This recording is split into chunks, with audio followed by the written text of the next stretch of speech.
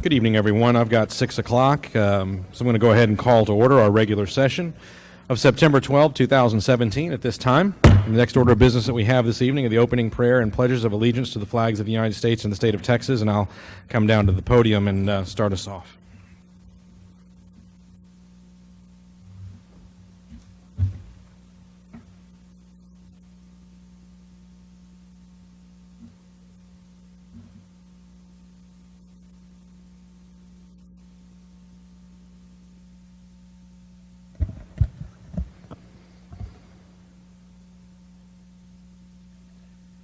Many times in our daily lives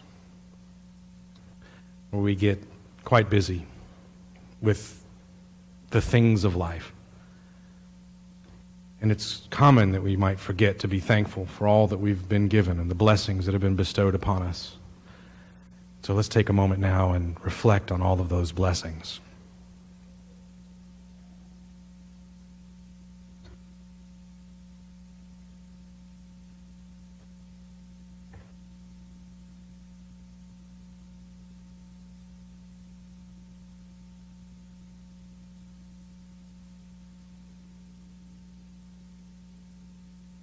There's much wisdom given to us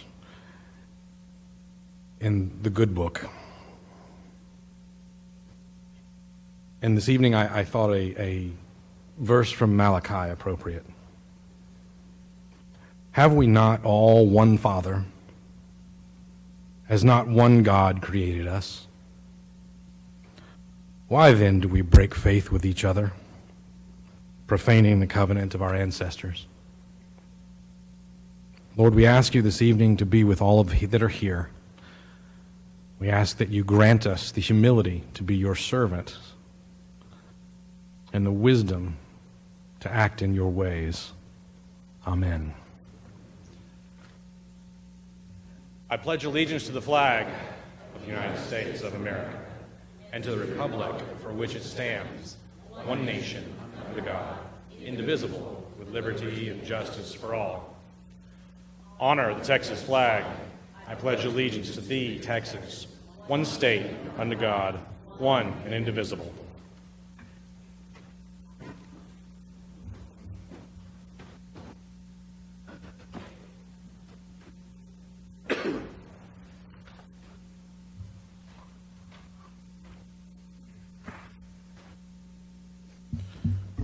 All All right, the next item we have on the agenda this evening, we have announcements of upcoming city events. Who has the duty this evening? Mr. James. Got it It's tough tonight, to Mayor. see you around the edge there. Okay, just to let everybody know, tomorrow morning EMS is putting on a blood drive that's in the parking lot out here. That's from 7:45 a.m. to 12 p.m. So again, if you can make it and donate blood, that would be appreciated. Saturday, September 16th is our Schertz queue. That's at Pickerel Park, so come out for some music and barbecue. We don't have a city council meeting next week, so the next council meeting regular schedule will be on Tuesday, September 26th. And then a number of other upcoming events. Friday, September 29th, Parks Department is putting on a star party from 7:30 to 10 p.m. That's out at Crescent Bend Nature Park. They're going to have the San Antonio Astronomical Association out there with telescopes to let folks take a look at the stars and whatnot. Thursday, October 26th is the Steve Simonson Volunteer Appreciation Dinner at 6 p.m. at the Civic Center. The Skylight Balloon Fest is Friday and Saturday, Sunday, October 27th through 29th. And just as a reminder on election information, October 9th is the last day for submitting voter registration application in time to vote in the November 7th election, and the last day for requesting transfer of registration in time to vote. October 23rd is the first day in which early voting begins, and if you need more information, you can check the city's website. Thank you, sir. Before I go on to the hearing of residents, I'd like to recognize Commissioner Jim Wolverton, who's here this evening. Commissioner, thanks for joining us. Glad to have you here. All right, the next item I have on the agenda this evening is hearing of residents. I have several folks that have signed up this evening. This evening, I'm not going to ask that you give your address, as is our normal procedure. For security reasons, I'm not going to have anyone offer up their address, but if you would, when you join us at the dais, if you would state your name for the record so the city secretary may have that. And we're going to go from top of the list to the bottom, and the first to sign up this evening, Mr. Mayor. Point of order. Yes, sir. What would be the reason for a security issue for breaking with our normal process and not providing your address? There were some things that I received and others may have seen in emails today that I think are pertinent, and I have simply thought that it would be appropriate not to have addresses given this evening. It's not required anywhere under our rules. It's merely a tradition, and therefore I think it's fair to dispense with it at this time. Thank you. Yes, sir. First to sign up this evening is Melba Smith. Ms. Melba, welcome.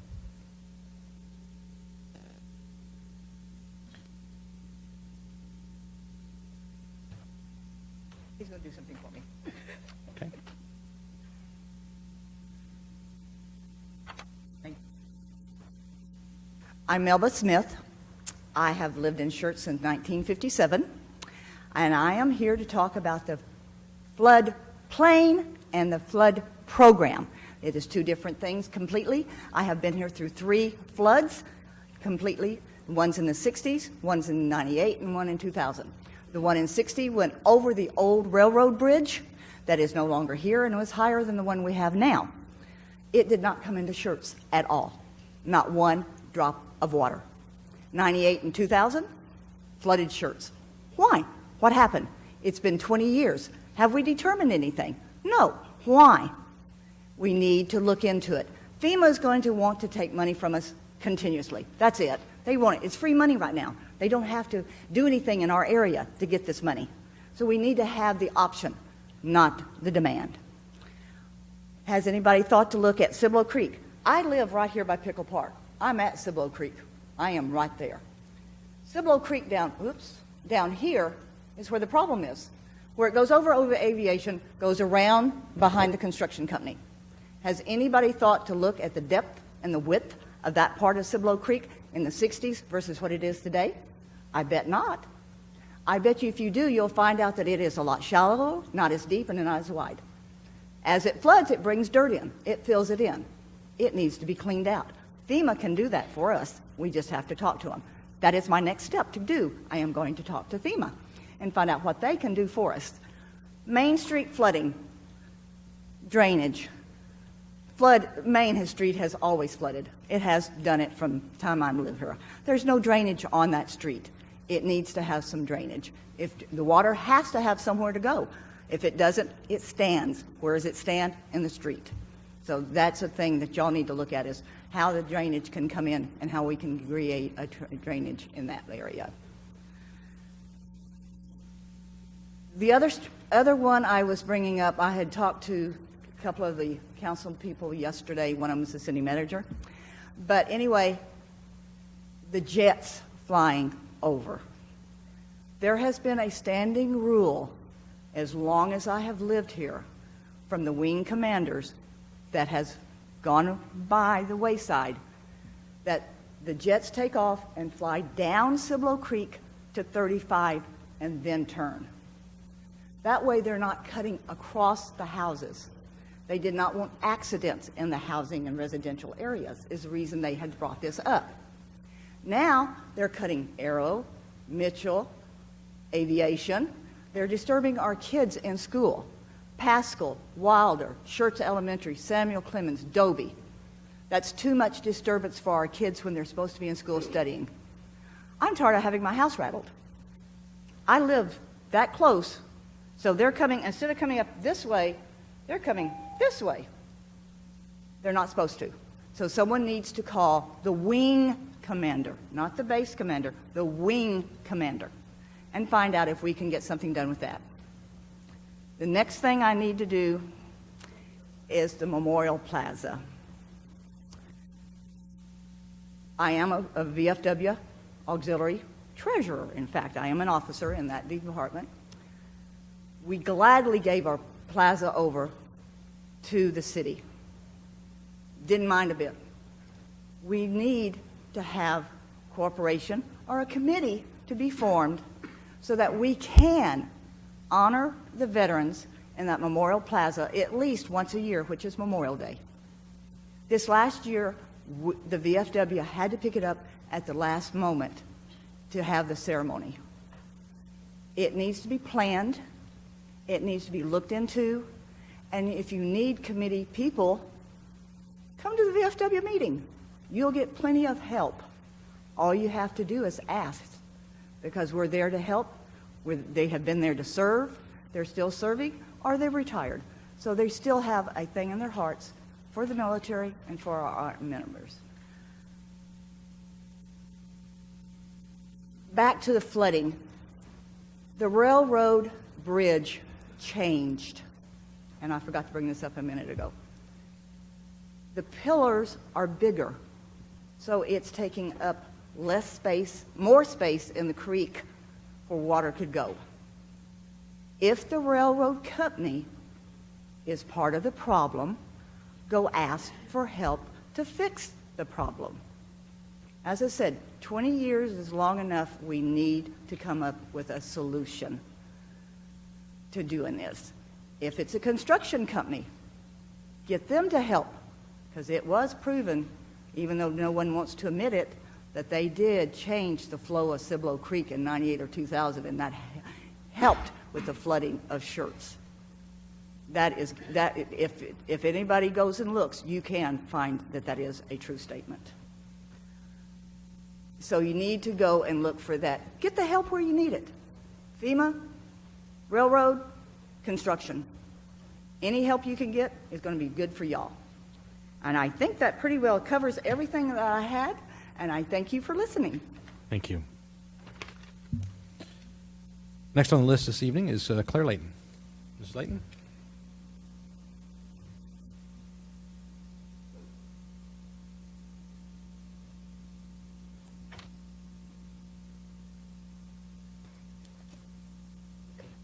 Light.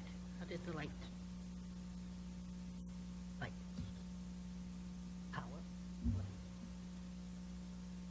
Make sure the projector's on up here, please. Thank you. My name is Claire Layton, and I know I'm not meant to give my address, but it's pertinent that I tell you I live in Schertz, ETJ. Yes.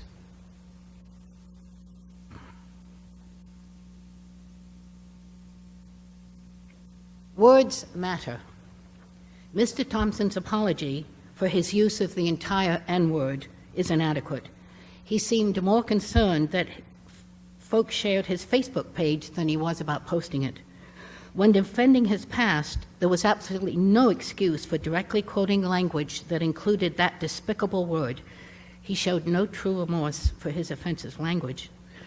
This week I noticed that many of his re-elect signs were in front of establishments owned by the members of the Chamber of Commerce. I'm sure they know him from his connections with the Chamber, but they may not know of his inappropriate use of that culturally offensive word. Because the mayor had altered the public records of the meeting, they may never know. Tonight, I was going to ask that those who find Mr. Thompson's words offensive boycott those businesses, not as a political act, but as an economic statement of our belief that words matter. However, tonight, I must address some other words.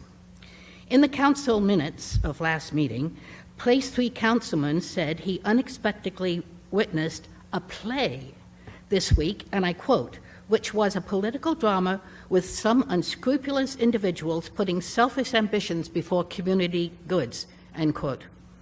Words matter. The Bible tells us, judge not, lest ye be judged. I, whom he does not know, was one of those judged. Now it is the time for the lest ye be judged. 45 years ago, in Ohio Township, I attended my first local government meeting. Although the township's population is greater than that of the city of Schertz, I was the only resident of the township to attend these meetings. This lack of community involvement so concerned me that it became my life's work to urge people to participate in their local government, not only to vote, but to attend the meetings. City staff and those few residents who attend this public meeting know that I never miss an opportunity to encourage people to become involved with their government. Because I live in the ETJ, I don't vote for any of you, so how they vote is absolutely of no consequence to me. I just want folks to vote. When I hear somebody complaining about the city's lack of action on their problems, I suggest that they come to this meeting and speak to the entire council. A full 13 years before Place 3 councilman was even born, I started my mission. 5 states and 8 communities later, I'm still pushing people to get involved. The Place 3 appointment is a 1-year term. The placeholder is young and unseasoned. May I humbly suggest that he be advised to hold his counsel and not pass judgment until he has acquired more experience. Remember, words matter. And last week, yet a second councilman's words from the dais were ill-chosen and hurtful. This cannot continue. Lest your inaction be interpreted as condoning the speech of these gentlemen, council must do something. Thank you. Thank you. Next on the list this evening, Diana Taylor.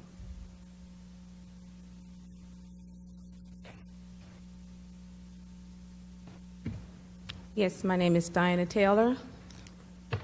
First of all, I want to say that when I came once upon a time here for my homes with Pulte, you didn't believe me. And I come alone. I come tonight alone. No one is telling me what to say or how to say it. As I stated last week, I am very offended. I am hurt. And like I said, I have not rested because anyone on this council have the nerve to put something out to represent the city is wrong. Whatever was put out there, it's too late. It is going around everyone. And for anyone that's here to speak on anyone's behalf of this councilman, for what he did, then you practice the same thing that was posted on Facebook. And I honor each and one of you to think about what you're going to do tonight, because if you don't, you have just created something that Schertz does not need. We need to work together, as I stated. We need to focus on taking care of Schertz, building it up and cleaning it up. We don't need a divided city. And I feel right now we're divided. And I think you all, as a whole, to come to some type of conclusion tonight. And my feelings, it will not make me whole, but at least you could think about what I'm saying. And I'm asking your name that this individual resign from this party, because this individual represents each and every one of you. And I thank you, and I'm looking forward to your action tonight to let us know, because there was no direct apology except when it went on the news. Thank you. Thank you. Next on the agenda list this evening is Penny Jennings. No problem.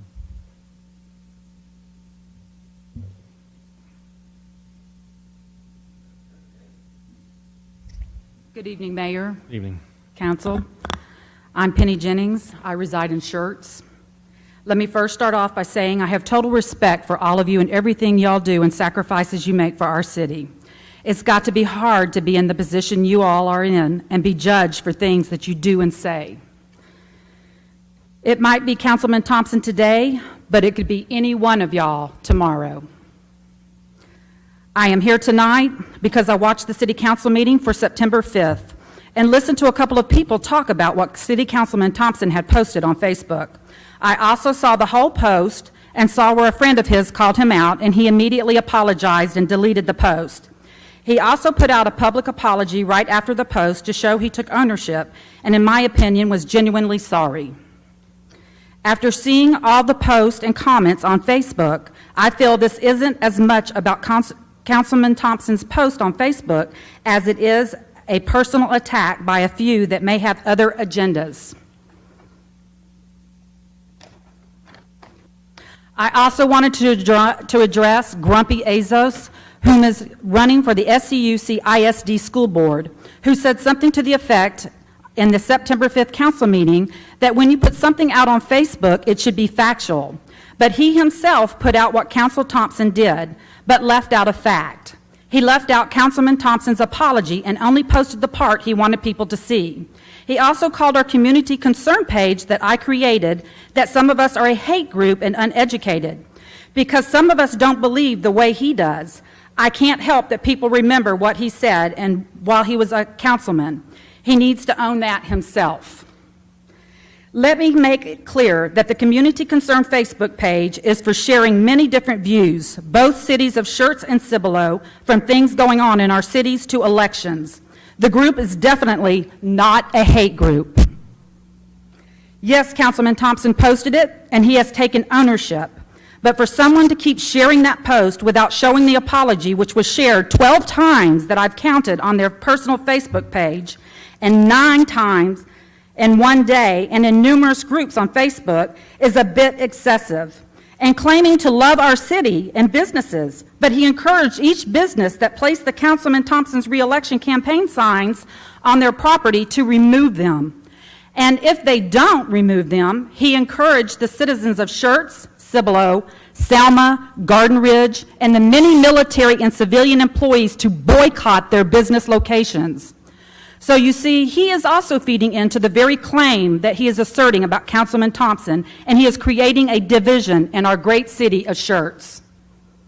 I support Councilman Thompson. However, I think we have all said and done things on Facebook that we wish we didn't. The only difference was that he apologized and immediately deleted it. He has taken ownership and made a public apology. How many of you can say that you have done the same? Everyone should remember that Councilman Thompson has done so many wonderful things for our city. He has been a great leader in so many areas, such as being a church pastor, HOA president, vice president of operations of the Chamber for Schertz, Cibolo, Selma, and the Schertz City Council. Let's not let this be the defining moment for who Councilman Thompson is and what he has done for our great city of Schertz and the surrounding areas. Thank you.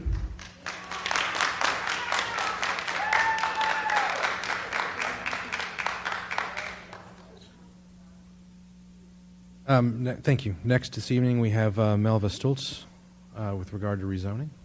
Ms. Melva.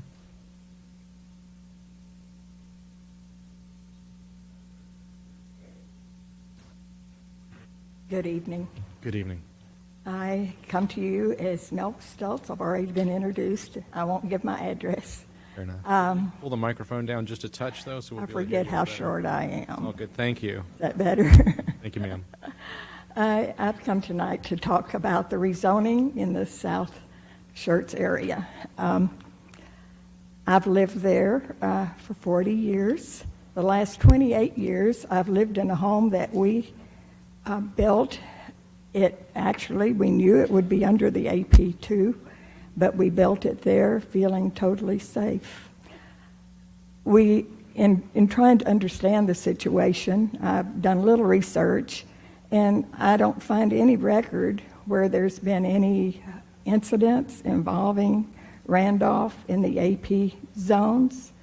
And for this reason, I feel probably and definitely more safe in the house we built under the AP than I am when I'm out on our city streets or on our highways. So in considering this, I hope that you'll remember the loss that the property owners will experience in if this does pass, because it definitely will reduce our property values, and there will be no compensation for that or any reimbursement for those values that we lose. So I hope that you'll consider this tonight, and when you discuss this or in the future, remember that we feel safe there. I think that the people that have moved there knowing that they're in the AP2 feel safe, and that we appreciate your thinking of us and remembering us when you're making this decision. We thank each one of you, and I appreciate being able to have this time to speak to you tonight. Thank you so very much. Thank you. Next on my list this evening is Sean Azzaro.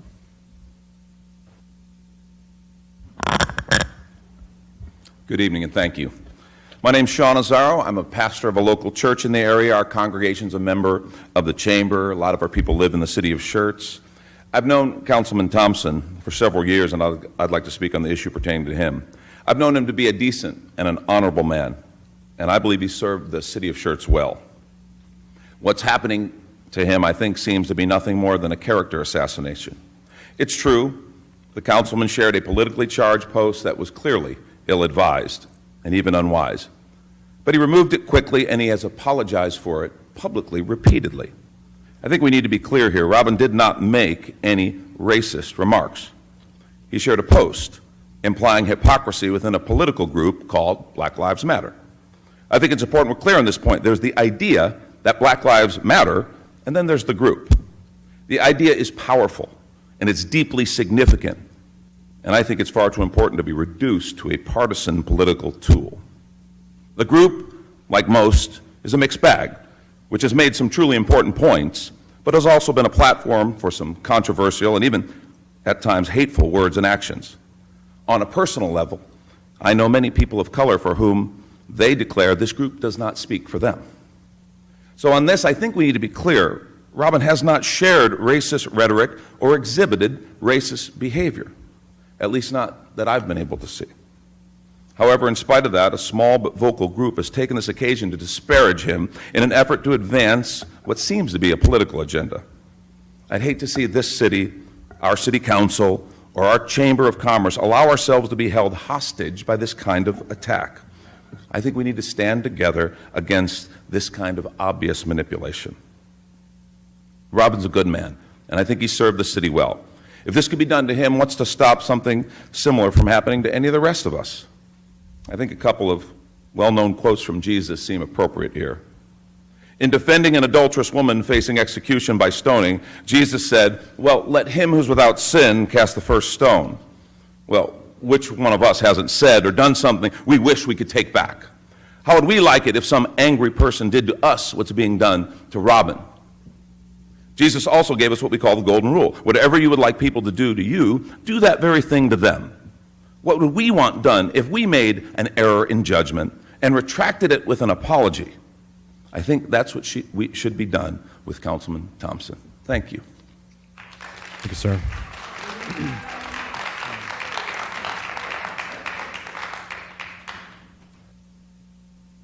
Next on the list this evening, Dana Eldridge.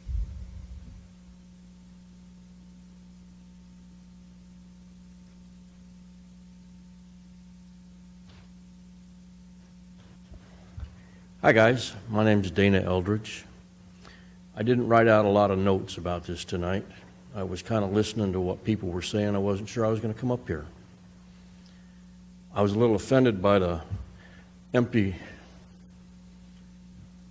truck picture up there talking about Antifa. Start throwing that around in here in regards to this. That was offensive to me. We say, judge not, lest ye be judged. Christ said, throw the first stone. If you live in a glass house, you shouldn't be throwing the first stone, people. Okay? If you live in a glass house, don't be throwing stones at somebody else. Mr. Thompson has given an apology, and who am I to say that Mr. Thompson's apology was not heartfelt? I've heard two people come up here and say his apology doesn't mean a thing. Who are they to judge? I think it's been blown completely out of whack. It's a little crazy. We've got a nice city here. We've been running things. The council has been keeping it very nice for us here. And to let something like this completely destroy and divide our city is not a good thing. So, if you live in that glass house, don't be throwing stones.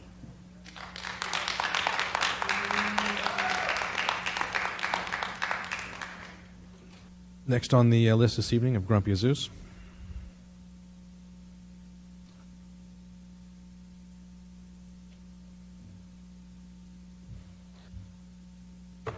Grumpy Azus, 528 Wayward Pass. You know, I listened to all of this. Mr. Thompson did not apologize that evening. On the record, he issued no apology. I don't understand why people say, well, he apologized. He did not apologize.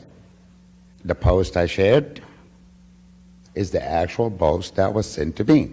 There's no editing. Grumpy Azus did not put that. Mr. Thompson did. Grumpy Azus did not say I was accused of being a racist 4 times. Grumpy Azus did not say, and I just don't believe it, there's a pastor in here. I just after listening to the tape that night, it made me more angrier because there is no church leader. No church leader will go to a pastor and he will tell him, I am firing you because you give water and you give food to that bleep.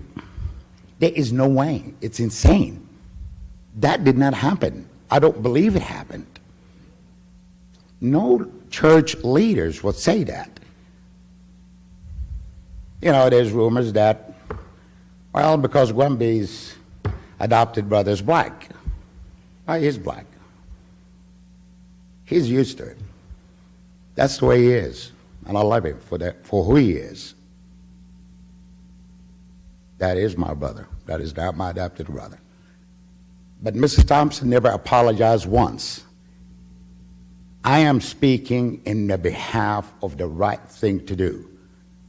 I don't have a personal agenda with Mr. Thompson. We serve together. We have our differences. An apology was not given. That night, look at the DVD and it'll show you the apology was not given. So don't be going saying that, well, Grumpy this or Grumpy has. I don't have a motivation, sirs. I don't have an agenda. I don't have one. You can laugh all you want. Respect, when I talked, I never laughed at you. But you know what? This is going to be bigger. And when I says it's creating this hate group, look, and it's not going anywhere. I will post it over and over and over because it was the wrong thing to do. It was the wrong thing to call people of color, I don't care how you used it, the N-word. I am never being called a racist. Not once, not twice, not 3, not 4. Mr. Thompson was called 4 times. That evening, Mr. Thompson could have apologized. He could have ended it. He could have ended it that night. But he decided to rumble and go to the brown and the black. I'm not accepting it. The only apology at this time we will accept, I will accept, whether it happened or not, Mr. Thompson stepped down. He is not anymore a leader of our city. Because a lot of people know about this, not because of Grumpy Zeus, by the way. They come to me, they call me, and by the way, there's 4 or 5 of you sitting on the council that send me their text messages and also their posting. Don't hide behind the scene. I will always stand up for the right, and I don't care who says what. I am for the right. I am for you, white, the black, the brown, the purple, the yellow. I wanted to share something tonight, but it just didn't work right. I don't know if y'all watched San Diego and Denver Broncos last night. It moved me. The national anthem, with all culture, all color. Well, I'm going to go, Chief of Police sitting up here, I'm going to go speed. I want to pull over. I want to say I'm sorry, and I hope you let me go, because I'm going to apologize on the spot. Thank you. Thank you. Next on the list this evening, we have Mr. Brian Burcham.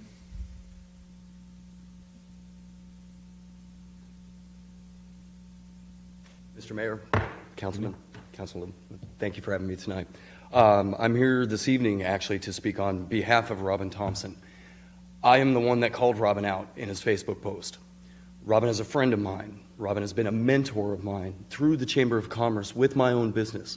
I'm a married father of 2 with 2 small children, running a small business in this wonderful city that I'm a transplant to. I'm not a native Texan. Robin did apologize. I made my comment at about midnight. Robin apologized and retracted the whole thing first thing the next morning. I don't expect any good person who has a job, a family, to be up at 2 in the morning to apologize on a post that may have had, he didn't all the way think through before he posted. This is a very divisive time in this country that we're living in and in this city, and I'm seeing it come to this small town. I recently was in Portland, Oregon with some friends and family for my nephew's wedding. Portland, Oregon is a hotbed of far-left progressive politics these days. We happen to live in a state that is a lot more conservative. And in my time in this city and through Facebook, through all citizens of San Antonio and the Schertz area, both, I'm noticing an echo chamber and a bubble that we're all living in. I by no means defend anybody who does anything that hurts other people, whether it be words or violence. Yes, words do matter. Robin Thompson's words the following morning, those words and that apology matter to me. I'm the one that called Robin out on this. This whole thing is turning into something that I believe is going to divide this city. I don't think it's possibly happen. I think no matter what, something is going to come out of this, and I don't envy y'all's position tonight. I really don't. I do not apologize for calling Robin out. I stand behind my decision. Being one of the youngest gentlemen in this room right now, I do feel a little bit out of place. But I'm speaking to my elders and the councilmen and the elders in this city that cooler heads prevail in this. Remember that the under 40 crowd, we are large in this area. We are awake. We are voting. We are pulling together because we're kind of tired of this stuff. We're kind of tired of this immediate character assassination of anybody who says anything without thinking all the way through. I myself today said 3 different things in my business setting that I was reaching for to bring back into my mouth after I said them, and I had to make apologies for those. Now, granted, I'm not on a position where I've been elected and entrusted to help run the city and make very important decisions in our city. I don't run a church. I don't claim a moral authority over anybody, any group, anything. Forgive me, I'm very nervous standing here right now. This is very important to me that Robin Thompson not be torn down and his character not be completely washed out because of one Facebook post. Facebook and the internet is such a wonderful thing, but it's being used to hurt people on both sides, from every side and all the way around. The picture I saw earlier of the empty truck with the Antifa stuff on there, If you do a 5-minute Google search, you will find the same exact picture with a picture of Joel Osteen's face in the back saying, what are Christians doing to provide for Hurricane Harvey? This is a difficult thing for me to say right here. I'm agnostic in my beliefs. I don't claim left or right. But to call a man out for a minor misgiving or a minor lapse of judgment and to ruin him and his family and what he's done for all of us in this city, in the city, would be an absolute disservice to the city of Schertz. The gentleman that stood up before me, I've seen in public. I've met on a couple of occasions, but I do not know Mr. Azouz. But where I take offense with what was said a moment ago is when the hate group is standing behind us. I call BS on that. This city is not filled with racists. This city is not filled with bigots. This city is not filled with misogynists. I watch everybody pick each other up every single day. Every single day, we come out of our pockets to help people. All of us do. I've seen many of you gentlemen sitting up here on this bench right now do things not because you're an elected official, not because somebody asked you to, because it's the right thing to do. And I believe the right thing to do today is to allow the voters to decide what happens with Mr. Thompson. We have an election coming up very soon, and like I stated, there are a lot of people that are very awake to this situation and elections in general. We are engaged, we are awake. Let the voters decide what happens. Thank you for my time. Thank you.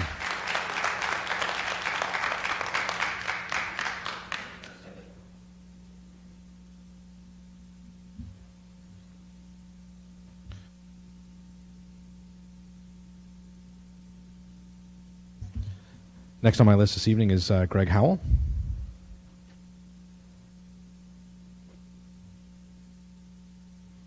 Mr. Mayor, council members, Mr. Kessel and Mr. Santee, my name is Greg Howell, and I live in Schertz. And I also read the apology that Robin posted on Facebook, so I don't know how it can be said he didn't apologize.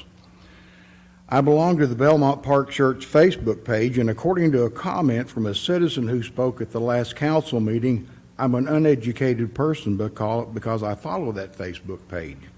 So I guess I'm going to have to return my college degree since I'm no longer educated. I also spent 30 years in the Army, and after retiring, I worked as a Department of the Army civilian until retiring again. During my 45 years of military and civilian service, I was also an equal opportunity board member hearing allegations of racism. What Robin Thompson did was not a racist act. My father could have been considered an uneducated person too, because he, like hundreds of thousands of other Americans, quit high school to serve in the armed forces during World War II. Thank God such men and women existed to serve our nation during its time of need. I don't understand why someone would prejudice a person based on their lack of education. I'm speaking tonight regarding a picture that was posted on Facebook by Robin Thompson.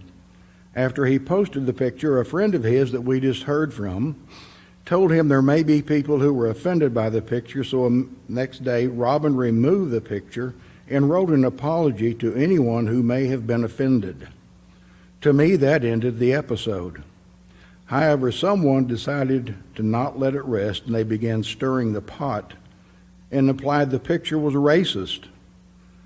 For that to be true, the picture would have to target a single ethnic group. Since one of the groups, Antifa, is comprised of a majority of whites, with other members being Hispanic, Black, and Asian, I fail to see a single ethnic group identified that will make that posting racist.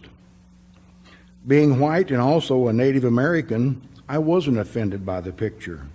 To me, the picture asks, what has either of the groups identified in the picture done to support the victims of Hurricane Harvey, a question that's also been asked numerous times by the media. Recently, a Houston councilman, during a council meeting, and I'm sure most of you have probably seen that on YouTube, made comments about the lack of support from the Red Cross in the areas he represents, and he encouraged people not to donate to the organization. He, in my opinion, has the lawful right to question the lack of support from an organization just the same as Robin Thompson has. What either of them did, contrary to an analogy made at the last council meeting, is not an aggravated felony like bank robbery is. Bank robbery is defined by Texas state statute and the penal code and federal law as an aggravated felony and is punishable by imprisonment. Expressing one's opinion about what type of support provided during a natural disaster is not a criminal offense and is not punishable by imprisonment. I would say to those present, judge not or you shall be judged. Accept the apology that was given and put the issue to bed. Thank you. Yes, sir. Next on my list this evening is Rosemary Hendricks.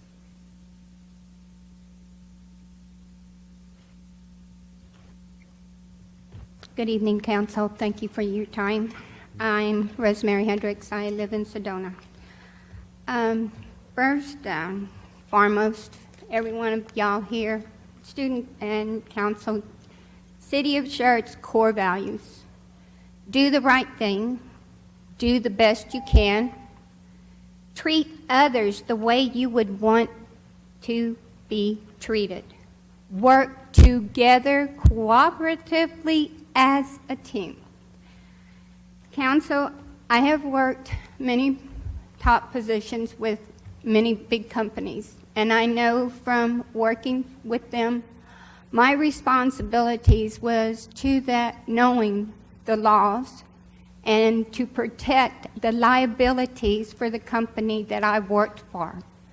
I know each of you work for us, the citizens, and the City of Schertz. There is a lot of responsibility there, I understand.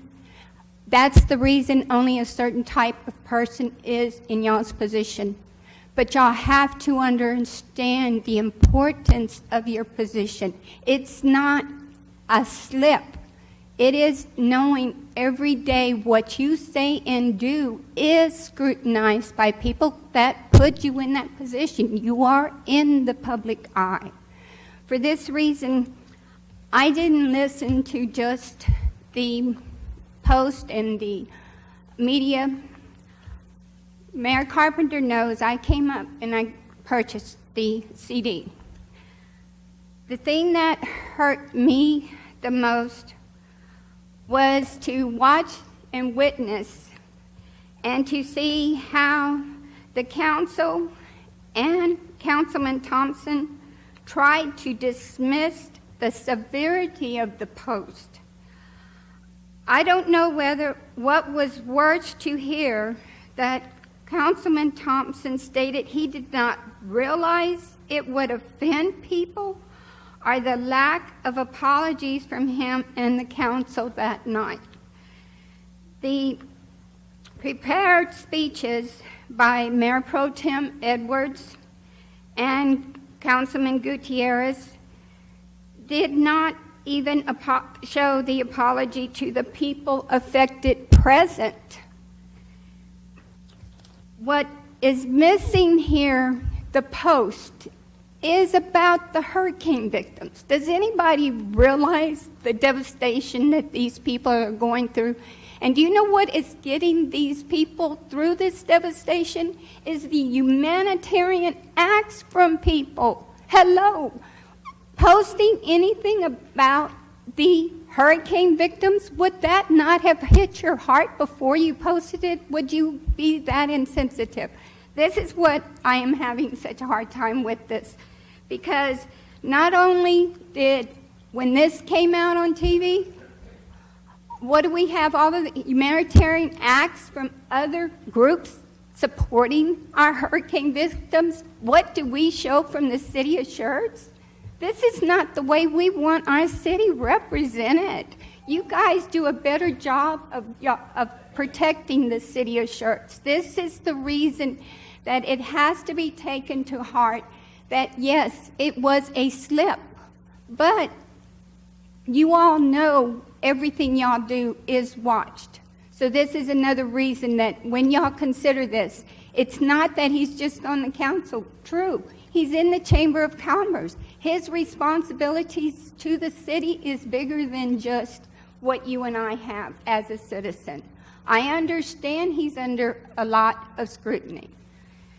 What I was also wanting y'all to understand, besides the victims of the hurricane not being apologized to, we had a lot of youth that saw that they are social media bugs, where they're on the social media. The kids look up to authority. We are instilling on our children, respect authority. You have an obligation there to the youth. This is something that you as a council have the youth viewing everything y'all do also. I imagine how these people felt when they saw this post. Please consider all of this the next time. The council have had previous requests, I've been at a couple of meetings, on the policies to allow what is posted on social media. There was many quotes from the minutes of the meeting that were posted for the agenda. Okay, the things that I have stated and the people that keep saying this apology was public. He apologized online to him. This is in the minutes of the meeting. This is all of the apology we knew was presented. That was the reason the people were here expecting a proper apology. The other thing that was in the minutes is the accountability and the responsibility to address the comments posted. We also had Councilman Crawford speak and ask this to be put on the agenda for the open business for y'all to discuss in y'all's chambers and such. You go through y'all's minutes. Y'all could not even agree on this. I know we heard from Ms. Layton many times.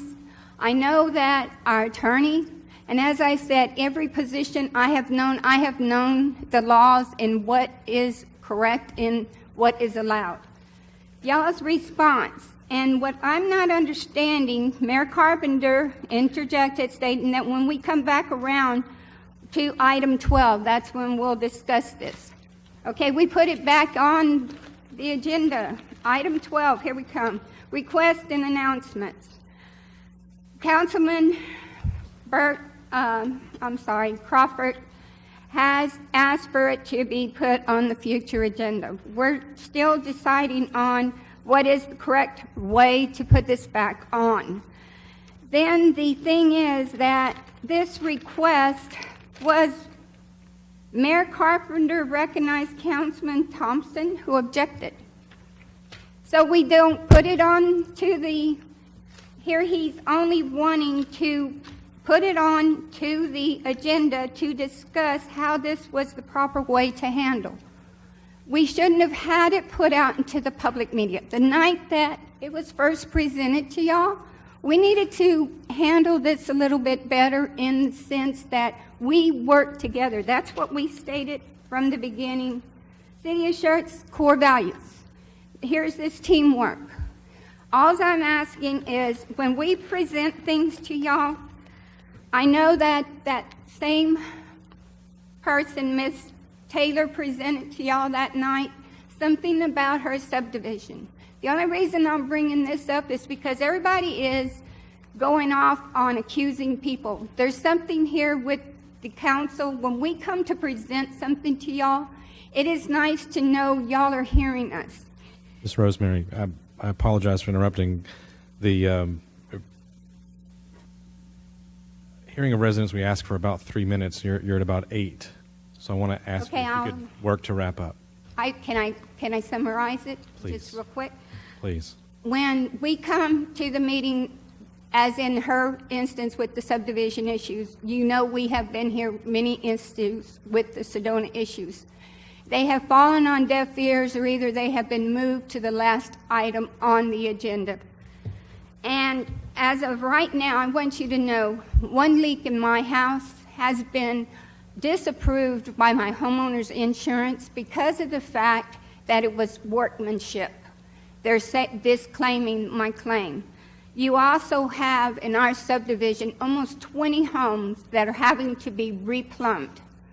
What our question to y'all is, are their houses being properly inspected at the time that they're being built? I appreciate your time, and I hope y'all did hear me, and we do appreciate you. Thank you. Thank you. God bless. Next on the list this evening is Grady Morris.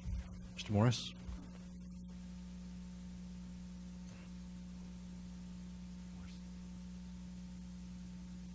How y'all doing? Good evening, sir. All right. My name is Grady Morris. I am 30 years. I served as a public servant. I was a police chief. I retired in 2004. I have, in my lifetime, I have seen the best and worst of man.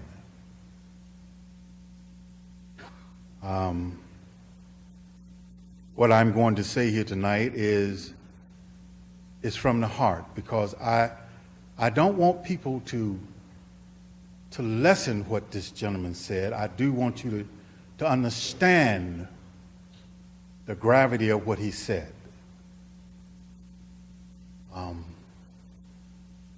3 years ago, I went on a cruise with my wife, and I met a man named Billy Ray, and I won't say his last name, but he's from Lufkin, Texas.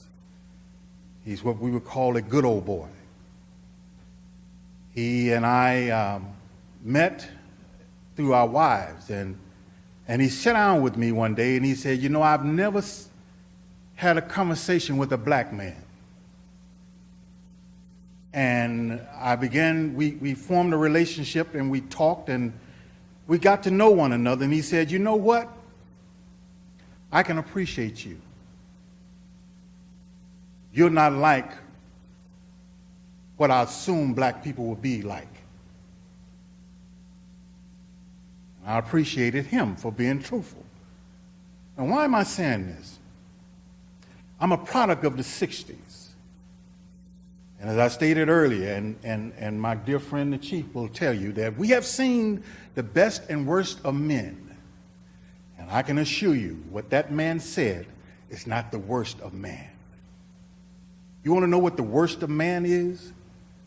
To see a man kill a woman and cut her up and put her in the back of a car, set her body on fire, and light a cigarette and smoke it. That's the worst of man. And unless we get to the point where words do not define us as a people, we will forever be caught up in this quagmire that we find ourselves in today. Whites against blacks, blacks against whites, Hispanics against whomever. Aren't you sick of that? I am. I'm sick and tired of my city being dragged through the mud because of a mistake. He made a mistake. And he apologized for it. And Jesus said that when a man offends you, you don't just give him your coat, you give him your cloak. And God said we are all created in his image. Now, is racism a reality in our society? Yes, it is. But does it define me? No, it doesn't. Because that's my friend, and you're my friend, and you're my friend, and you're my friend, and you're my friend. And you're my friends not because of the color of my skin. Hopefully it's because of the content of my character. Now, Mr. Thompson, your words didn't offend me. They didn't offend me because they don't define me. I'm a pastor of a local church. And my duty is to God and to the people that he's put under my charge. And my job is to connect with this pastor to make our city greater. And the only way we can do that is we must come together. Because in one day, according to Revelation 14, we all are going to stand before him, and we all are going to give an account for the secrets that we have not been revealed. Now, the only difference that we know his, but I don't know yours. And my charge to each of you as ordained leaders of this community is to remember that we serve a God of a second, a third, a fourth, and a fifth time. And he has done nothing compared to what I have seen and what that man has seen. God bless you. Thank you, sir.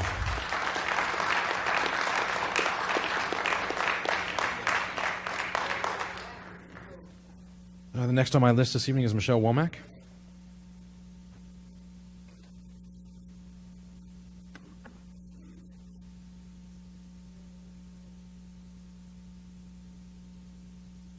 Hi, everyone. Bear with me for just a second. I brought the notebook.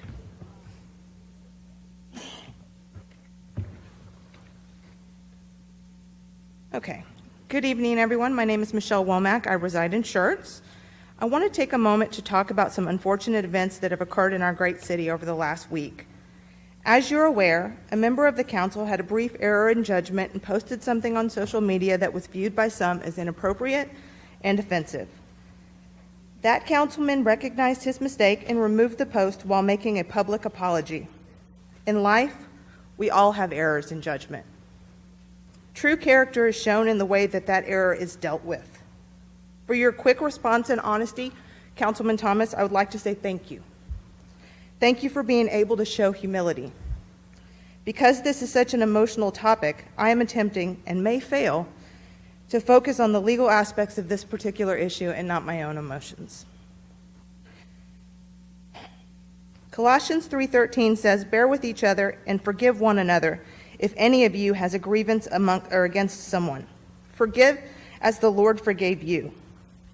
In my opinion, councilmen in Schertz, both past and present, have always worked diligently to maintain this standard and to work together. Because of this, our city has a history of constructive, professional councils who are successful in working as a team and moving our great city in the right direction. I would certainly hope that this continues this evening. While the social media post in question has caused some significant emotions, decisions and actions must be based on documents that governs the council within our city. There is no reference or regulation in Ordinance 16M38, Ordinance 16M02, or the city charter pertaining to social media. If one was to follow general media communications, which are part of those, that would be an error because that's not the same thing, and there would still be no guideline that was broken in that unfortunate social media post. That being said, claims comparing that post to robbing a bank are quite frankly negligent and disappointing. As for the request for censure discussion made by a council member on September 5th, that is not appropriate for this situation. According to Ordinance 16M02, a censure is only warranted under the following situation, which I will quote from page 9. The act of placing a council member under censure is an official and public reprimand of a city council member by the body of the city council for multiple and or serious infractions against the city council code of ethics. There's nothing in the code that says anything about social media. It's not there. Furthermore, all censure hearings shall be conducted in accordance to the Open Meetings Act and must be voted on in open session and passed with a supermajority vote. I would like to urge all members of council to spend some time reviewing the Code of Ethics along with the rules and conduct and procedure again. In particular, attempting to resolve conflicts among councilmen internally before speaking publicly. As I stated earlier, the city has a long history of working together. For that, I applaud our council and our city. It's the backbone of our city and one of the numerous reasons Schertz continues to be a city of excellence. Thank you for the opportunity to speak this evening, and as always, thank you for giving your time in service of the great city of Schertz. Thank you. The last person I have signed up this evening is Ethel Ward. Ms. Ward, please.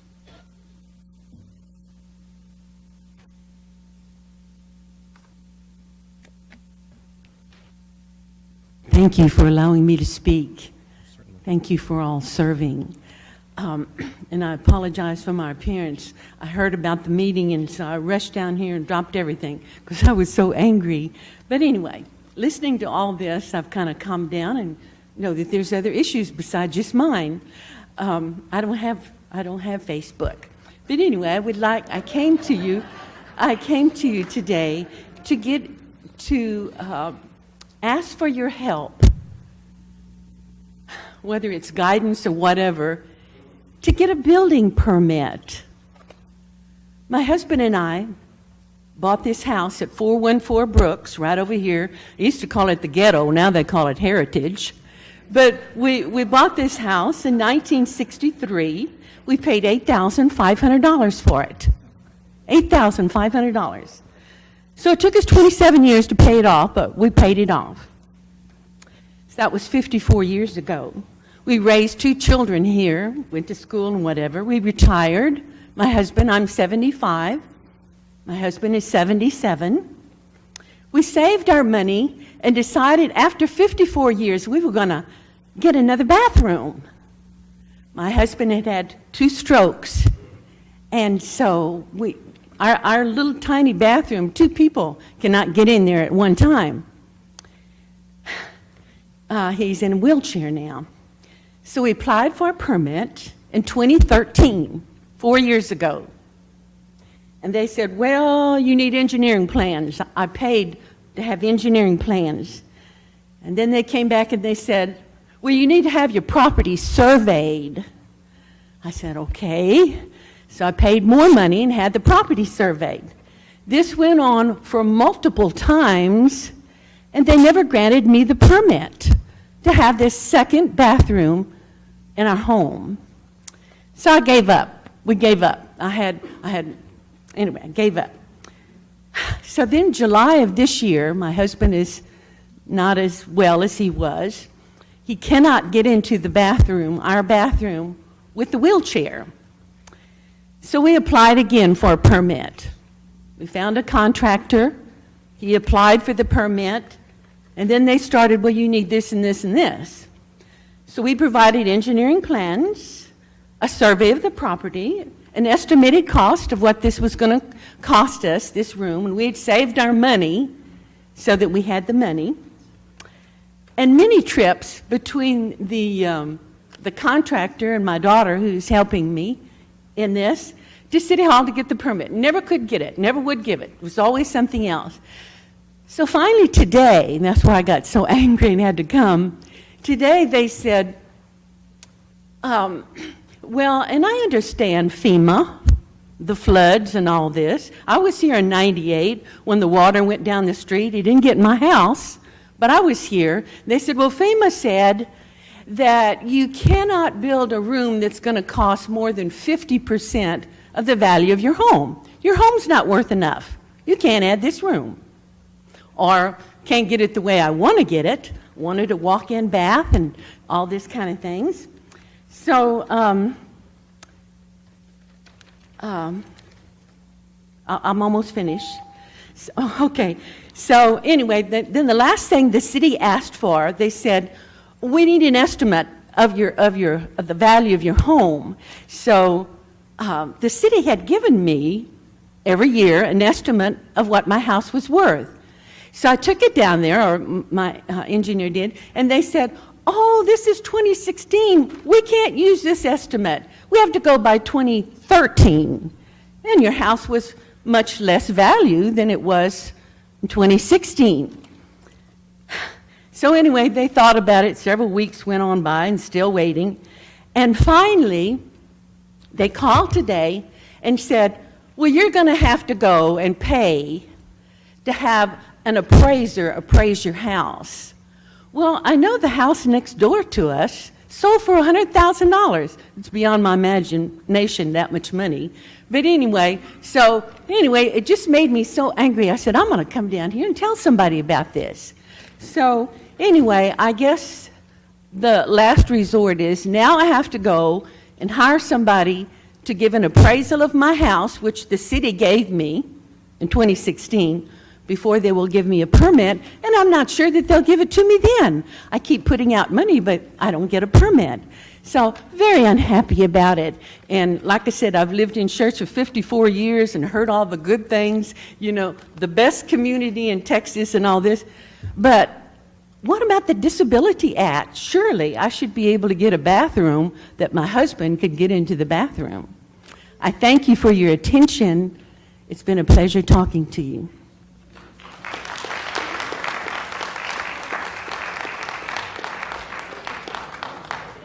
Ms. Ward, Mr. Brian James right there will help and see what we can get done for you.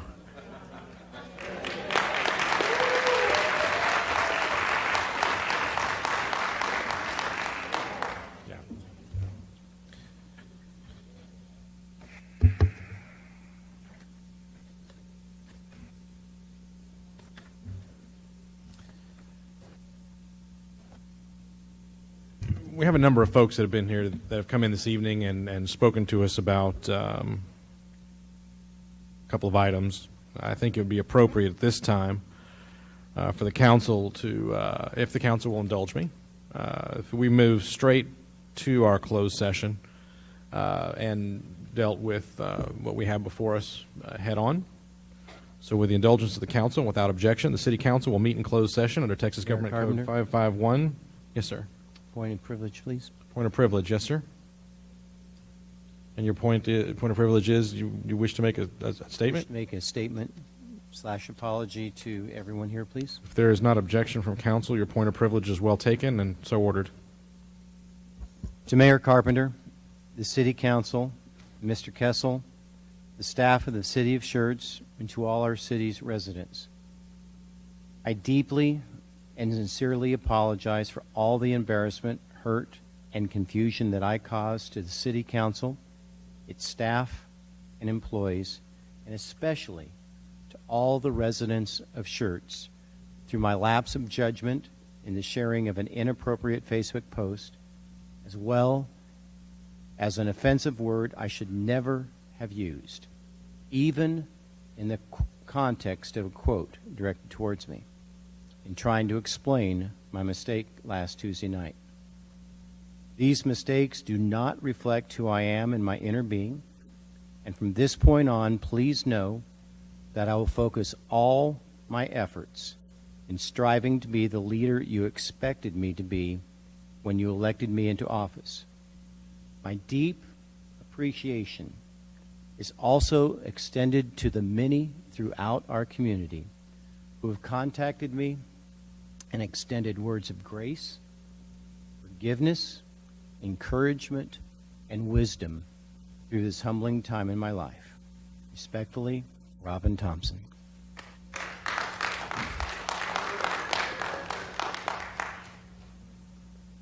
This time, the City Council will meet in closed session under Texas Government Code Section 551.071, consultation with the City Attorney, and Section 551.074, personnel matters to deliberate the evaluation, duties, or discipline of a City Council member. City Council will also meet in closed session under Texas Government Code Section 551.074, personnel matters to deliberate the appointment of a city prosecutor. At this time, we will adjourn from our open session. We'll conduct our closed session, and then when we finish our business, we'll come back out as quickly as we can and go back into open session.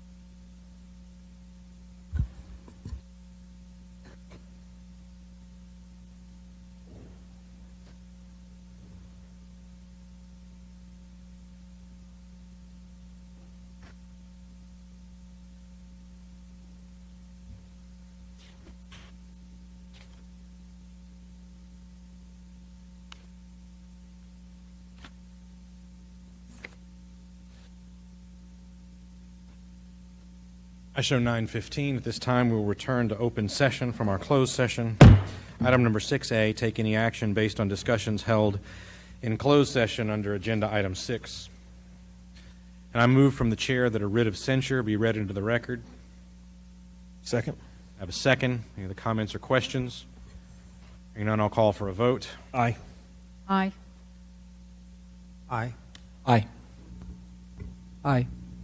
Aye.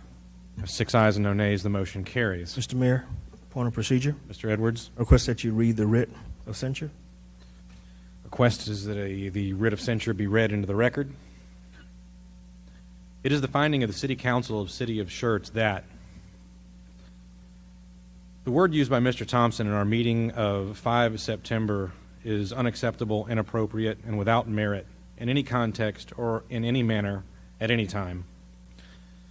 The use of the word is further found to be indecorous and therefore in violation of our rules of procedure, and Mr. Thompson is hereby ordered not to repeat this offense against the rules.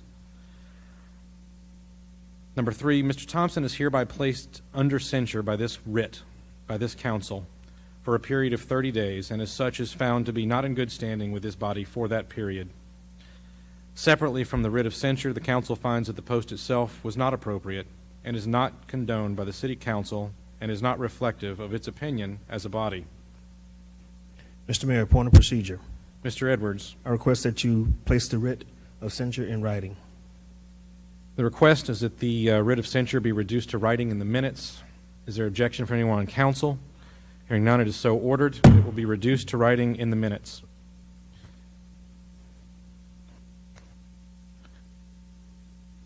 Next item that we have on the agenda this evening is a workshop. Mr. Mayor. Mr. Edwards. Councilman Thompson, could rejoin. Yes, Mr. Thompson, if you please rejoin us. Next item that we have on the agenda this evening is a workshop. We have a discussion and update regarding the next phase of the skate park. Staff, who has that one? Mr. James, if you would.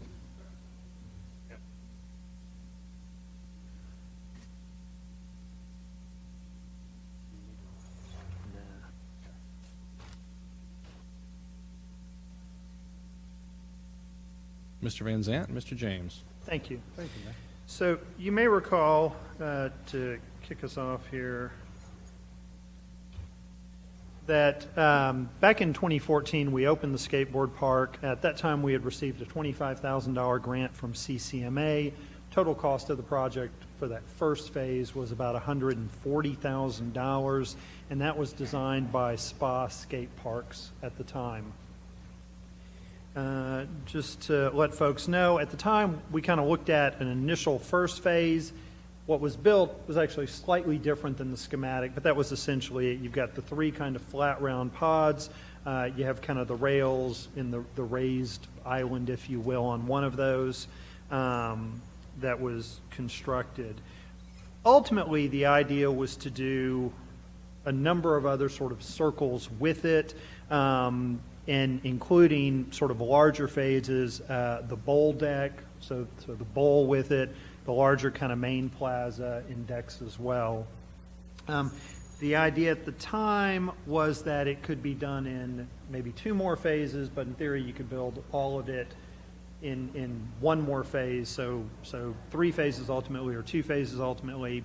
A couple of years ago, we kind of touched back around, hey, what did kind of they think the cost might have been? At that time, it was about $600,000.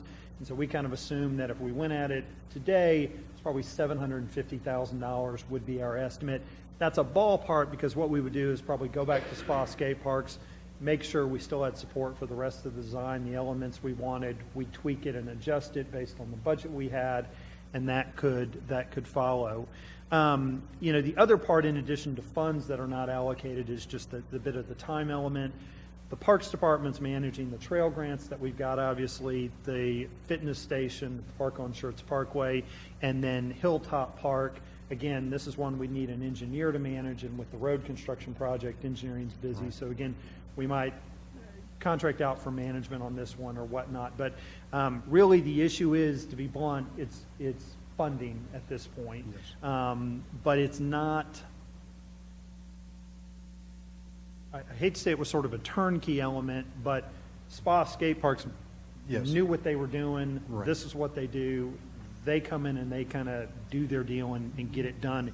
It's not got a lot of moving parts to it, Right. if you will. So we'd have to fit it in, but really the issue is funding levels to provide it. Then be able to manage that as well. And be able to manage that as well. Yes. So at that point, we're happy to answer any questions, but that's essentially, to give you guys a feel to remind you, about 750 is what we'd say to do something in keeping to knock the whole thing out, to say, we've done it, we're done, and we don't keep coming back every few years going, when's the next phase, when's the next phase?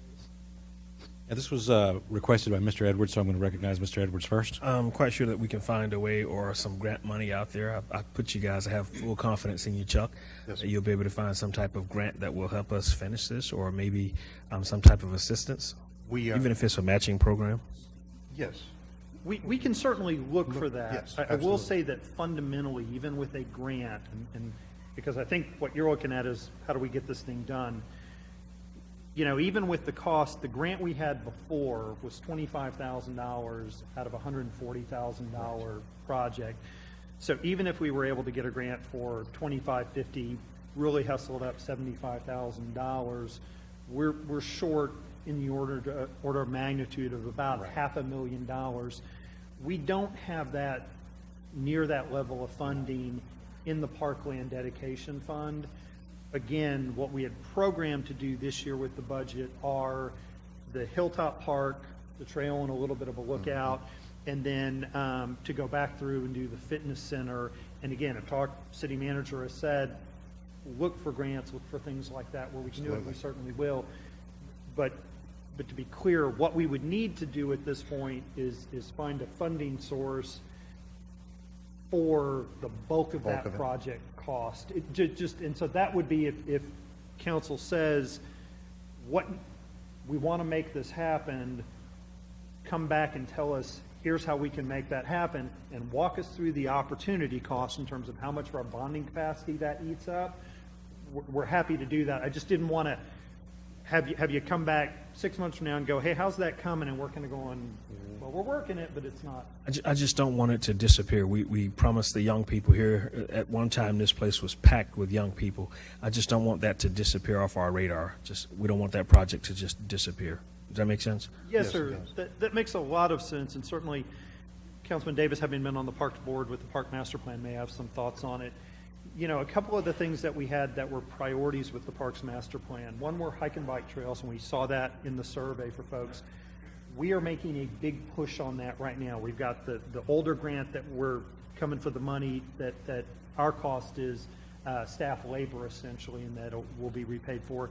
And then there's the recent grant we've got, a $1.5 million. So we're going to make a dent in that. The other thing we've got are practice fields for youth sports that we need, which again is a lot of acquisition, things like that. One of the things I will say by way of advice is sometimes projects like this, there's never really a good time to do it, and you just sort of have to say, we got to get it done. Otherwise, we don't forget about it, but we keep coming back. That being said, I'll be the first to say, make sure you understand the opportunity cost of funding this project and what we would not do otherwise, and say, yep, that's our priority for what it's worth. Thank you. Anyone else questions for the staff on this item? If not, we'll move on to the next item, which is a discussion update in progress. Thank you, gentlemen. Regarding the meetings with the residents in Southern Schertz regarding the J-Luce land use. And Mr. Thompson, you'd asked for this to be brought forward, so I'm going to let staff start us off, and then I'll turn it over to you, sir. Thank you, Mayor and Council. So, as you noted, this is an update on the J-Luce community meetings.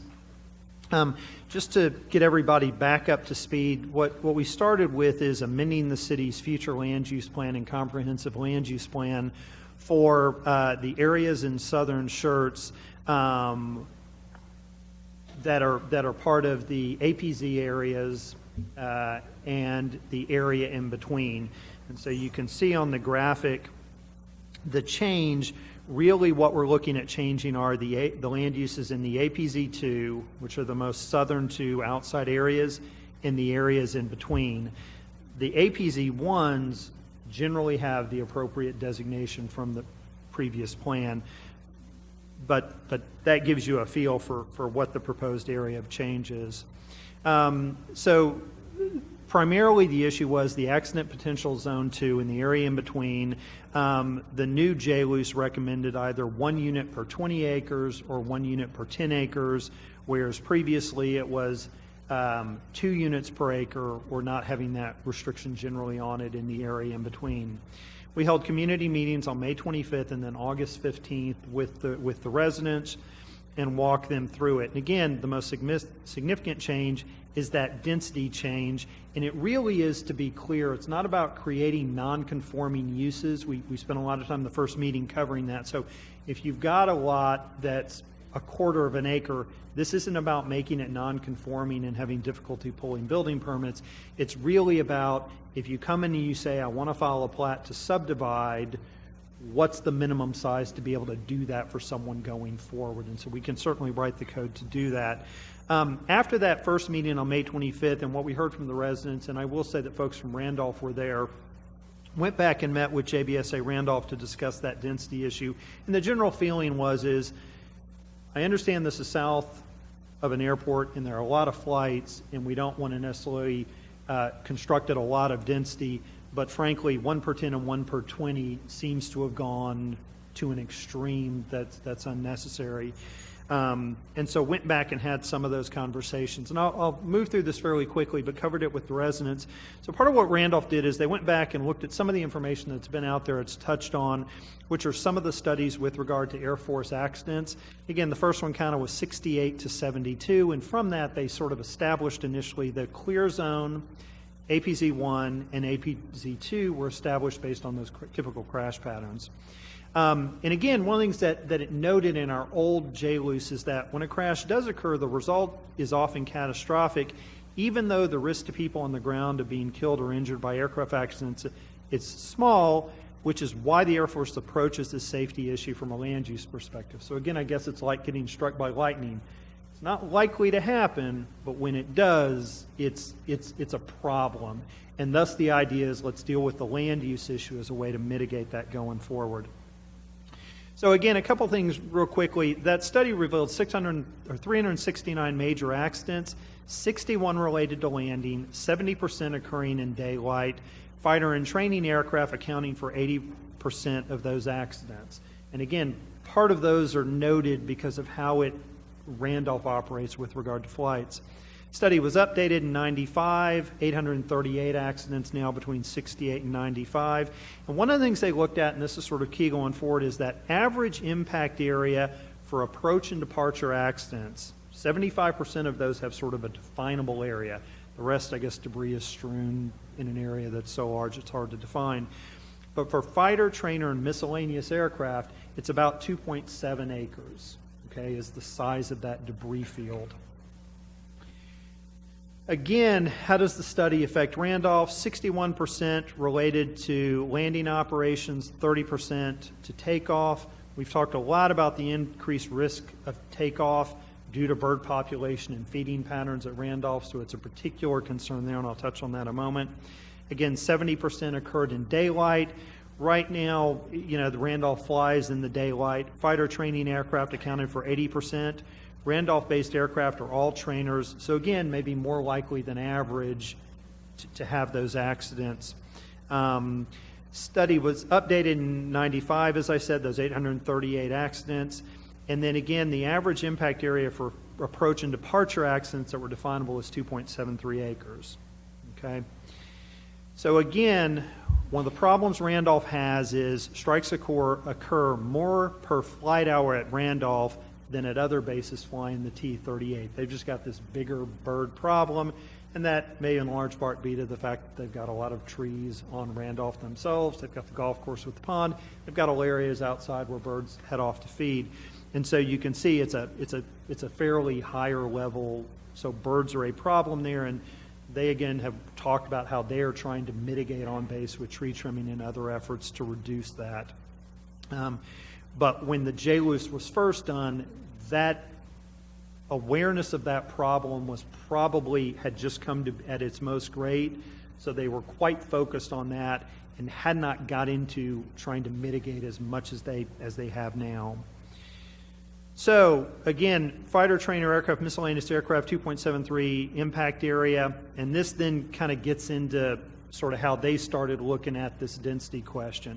And again, you never know where the homes are located, you never know quite what the lotting patterns are going to be, but just start thinking about it.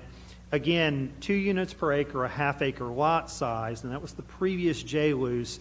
In theory, chances are you get 5 homes affected by that crash. Again, a 2.5-acre lot size, something we've talked about, chances are you may hit 1 home as part of that. And then 5 acres, 0.5, so we've then kind of moved to this point where 50-50, whether it hits a home or whether it doesn't hit a home at that point, because of the typical size of that debris field. And obviously it's affected by lotting pattern, it's affected by where homes are placed on the lots, etc. So what came back then from Randolph is that a recommendation to do a 5-acre minimum lot size going forward. So what that means is, for folks, if that were what we're incorporating and we included it, is if someone owns less than 10 acres, they would not be able to further subdivide their property. It would be usable for 1 home essentially, because they didn't have enough land to get down to both of them being 5 acres.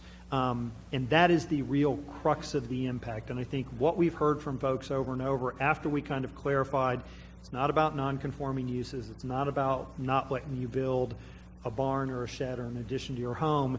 It really is about, you come in, you want to subdivide, how much you can subdivide and do that with. Now, I will point out there are some additional recommendations from the J-Luce that play a role in this. All along, the J-Luce has said, look, you really ought not be putting residential uses in areas with 65 decibels.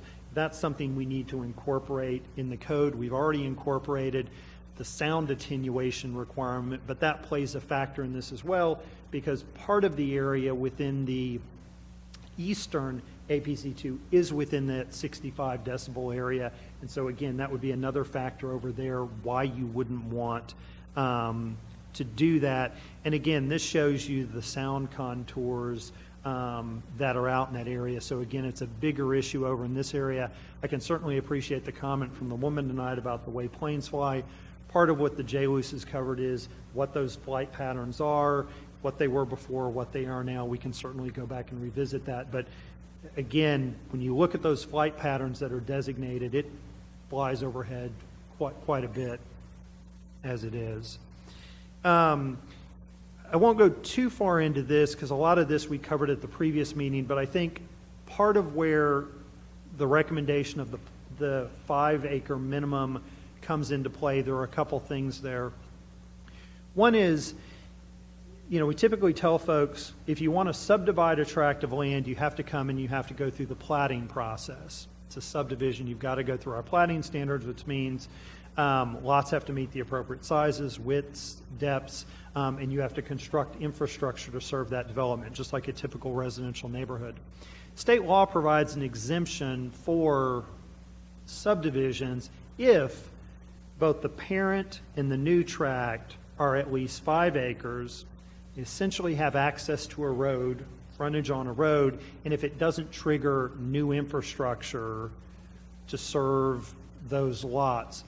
So one of the problems we had with the 1 unit per 10 acre and 1 unit per 20 acre is folks don't have to go through us if they keep all lots above 10 acres. So by going with the 5 acre, it ensures someone doesn't inadvertently create a problem and saying, I bought this portion from this other person, and why can't I build a house on it?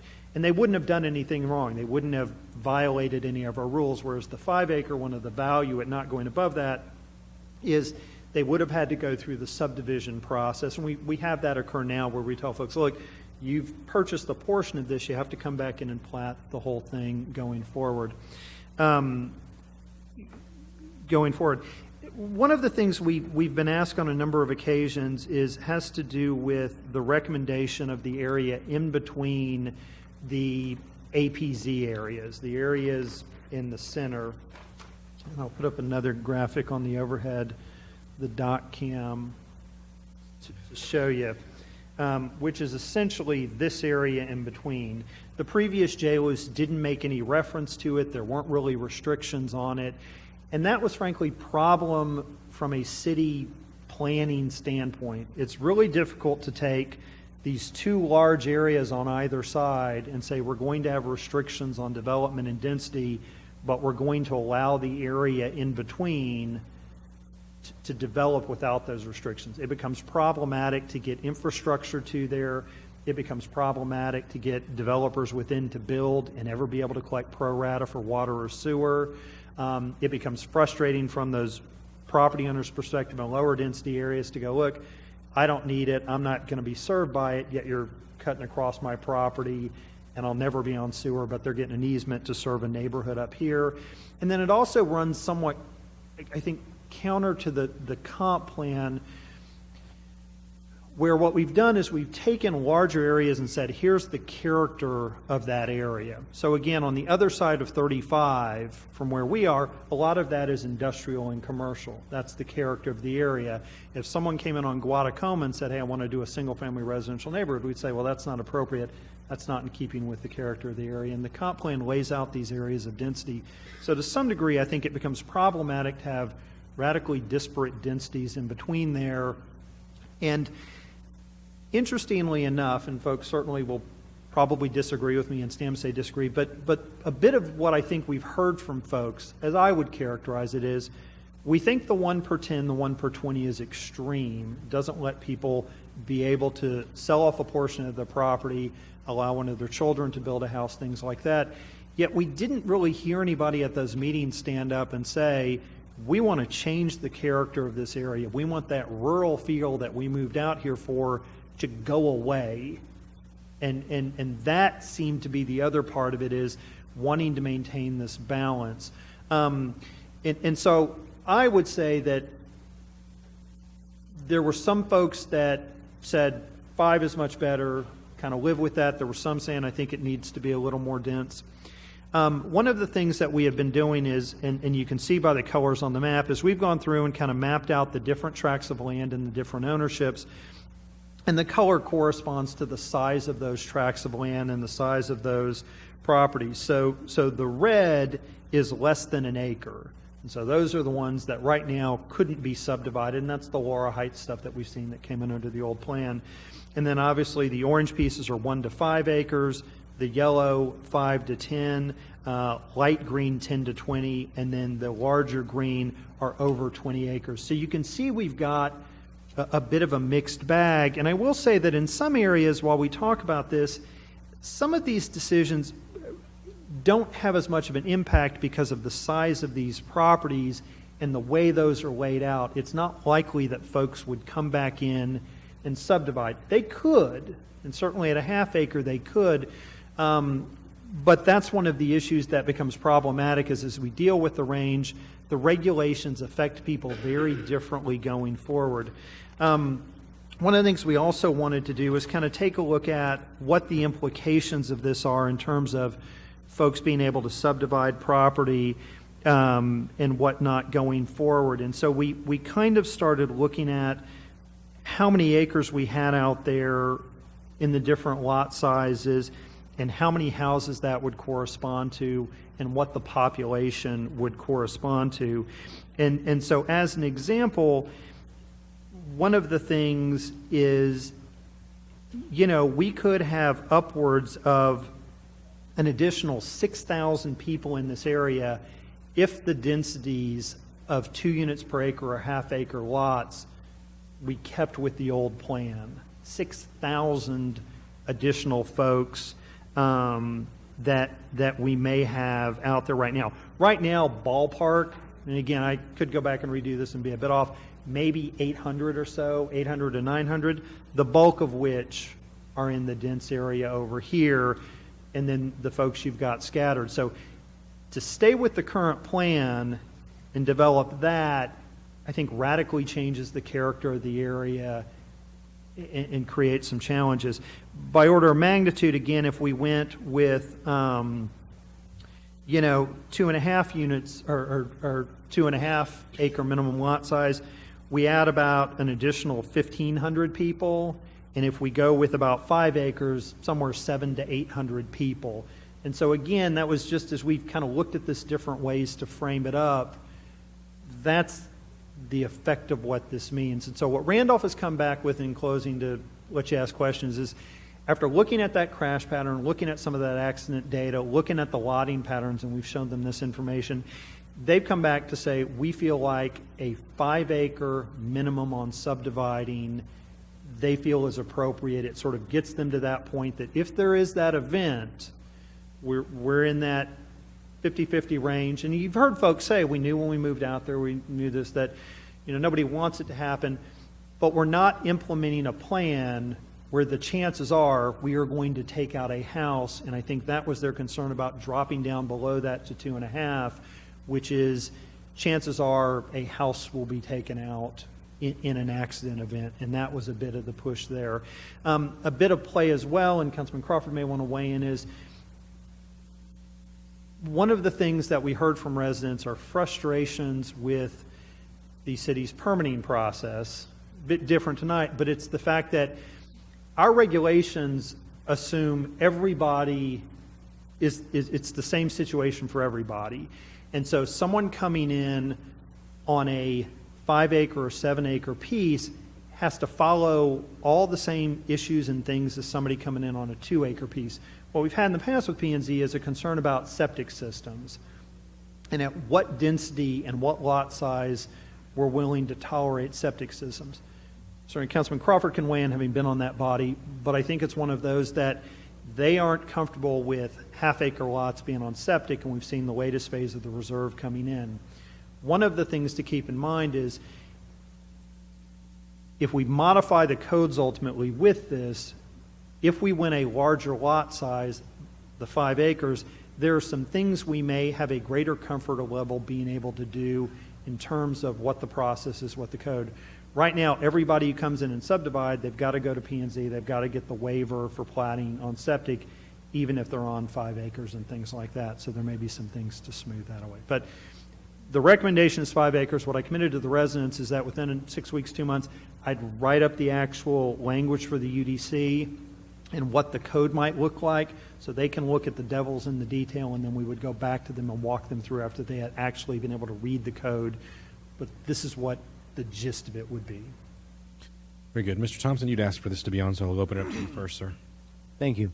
Thank you for the update, Mr. James. The reason I'd asked for it is because we had promised the homeowners that we would meet with them. Mm-hmm. And there seemed to be 3 or 4 levels of homeowners, which you very appropriately identified by the color coding of the size of the lot, broke down into, am I going to be able to rebuild? Am I going to be able to subdivide if I have this? Or if I bought a lot with the purpose of subdividing and I'm no longer able to, how does that affect my property value? Mm-hmm. And so my basic question in all of this, with up to 100% being the best answer, what percentage of the homeowners has the city been able to meet with? And how are we coming along of keeping our word to them? Sure. That we will listen to their concerns and go on from there. Sure. It's hard to estimate the number of property owners. Frankly, most of the folks who live out in Laura Heights, I think the HOA has kind of said, hey, this doesn't affect us quite as much after the council meeting, after we explained it didn't create a non-conforming status. Some attended the meetings. I'd have to go back and look at the count, but we maybe had 75, 100 people at each meeting, so a fairly sizable number, and then I took calls for some folks as well who couldn't attend the meetings and walk through. So I think there's been opportunity for folks to attend the meetings if they wanted, and certainly to have a conversation, which I've done with a number of folks, probably another half dozen who didn't attend the meetings, and then again some of the folks who did with follow-up questions going forward. I think in the first meeting we kind of clarified it's not about the non-conforming, it's not about pulling a permit for a shed. And so I think we managed after that first meeting, toward the end of the first meeting, get to the crux of the issue, which is this minimum lot size to subdivide. And I think, again, don't want to characterize what they think. One of the problems is you have people in very different situations. You've got some people who've gone, I've got 9.5 acres, I'm not okay with the 5 acre, do a 4.5 and I'm okay with it. Obviously, you've got some of those large landowners who've expressed a lot of concern because they want the potential to be able to sell the property in the future for a subdivision. You've got other large landowners going, nope, don't want to sell, still farming it, I don't care, doesn't. It's a mixed bag, and I think that's maybe what the graphic shows. It is a very much a mixed bag.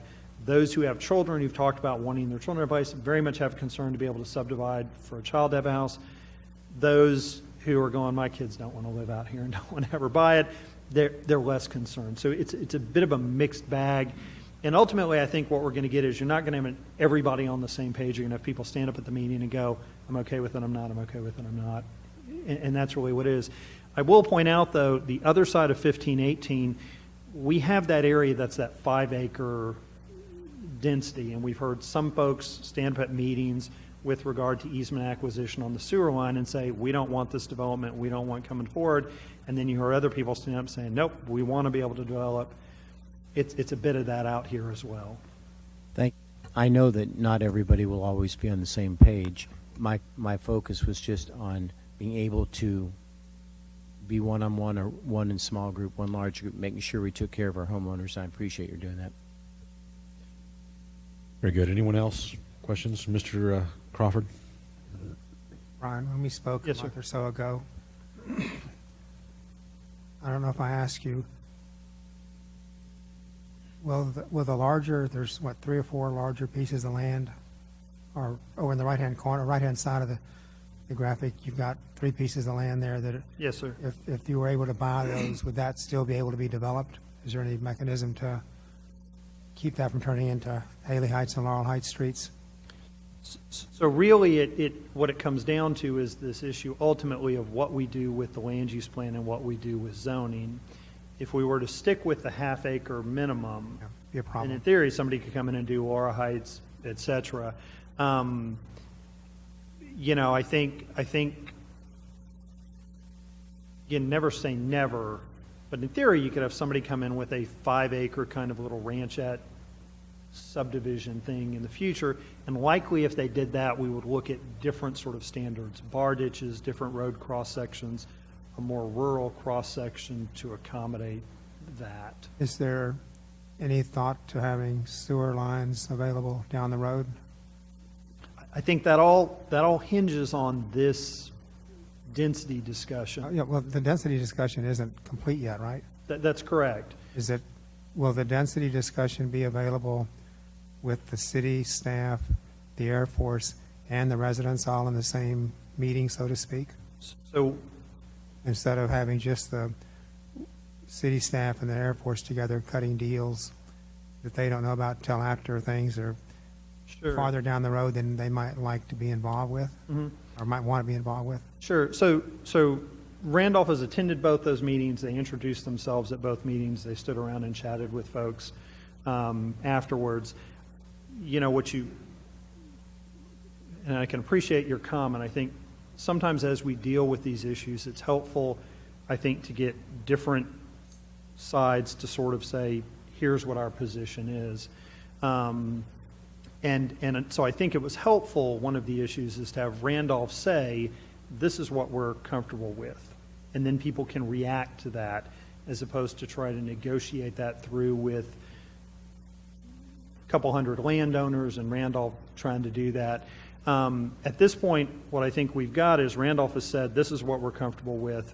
I'd say they wouldn't slightly adjust it. The 5 acre blocks? I'm sorry? 5 acre lots, are they comfortable with that? 5 acres is what they're comfortable with. As a minimum? As a minimum for new subdivisions. And really, while there may be some slight tweaking, we've kind of have this fundamental issue, and residents are going to either, they're going to feel how they feel, And at some point, P&Z and council are going to have to make a decision, and staff's going to have to make a recommendation with those people with different views. And this isn't one that, at times, there are conflicts with regard to land uses. We have people come into industrial areas and say, hey, this would be a good location for an apartment complex, and staff says, our plan doesn't call for that, doesn't allow for that. At the same time, we have people come in wanting to do a commercial use that's of a greater density or intensity than is allowed. We have people walk in office every week saying, I've got this great layout for this tract of land, and I'm ready to do 6,500 square foot lots across the whole thing. And our answer is, that's not part of our plan. And so you have people who are happy with that not. So I think, we have said, tried to explain this to residents. We will put it in writing so they can read it and judge. And then I think at that point, you just kind of need a hearing of the residents to say, on balance, here's what we feel about it, as a long answer. But again, the density that's ultimately settled on is going to really practically determine whether or not there's going to be sewer out here. When do y'all have y'all's next meeting? It'll be, once I draft it, we'll see what comments I get back on that language. And again, that'll dictate it. If I've missed the mark, I'll need to go back and revise and tweak. If folks come back and say, yeah, that's kind of what you said it would be, is what it is, then we can schedule the meeting. We can kind of hear from folks sooner. I think a little bit at that point, it's going to be clarification, answering some questions, and essentially having people say, I'm okay with 5 acres, I want it 4.5. I want it 1 acre, I want it 3/4 of an acre. Can you give me a 30-second answer on the ability, and I can set my phone. I know. On the ability to account for the folks that have 4.8 acres or some of those kind of things? Is there a solution that wouldn't take? There's no solution. Whatever you set that number at, there is going to be someone who is on the wrong side of that number. Certainly, I will say, in looking at some of the densities, if we had something where we had a lot of folks that were at 9.85 acres, you had a number of tracts on it, we might come back and say, well, it's not 5 acres, it's 4.92 or something. That's good. But there's not that. Thank you. Mr. Larson.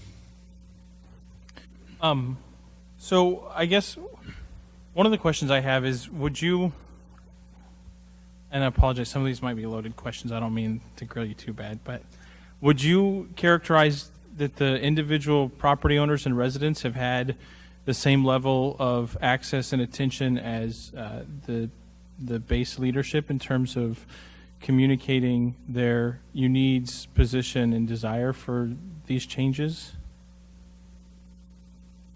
No, it's been different. Okay. And I guess as I look at some of the justification for these changes, it's a kind of a loud noise has been life safety, but can you go back to slide 8, I guess, I think it was?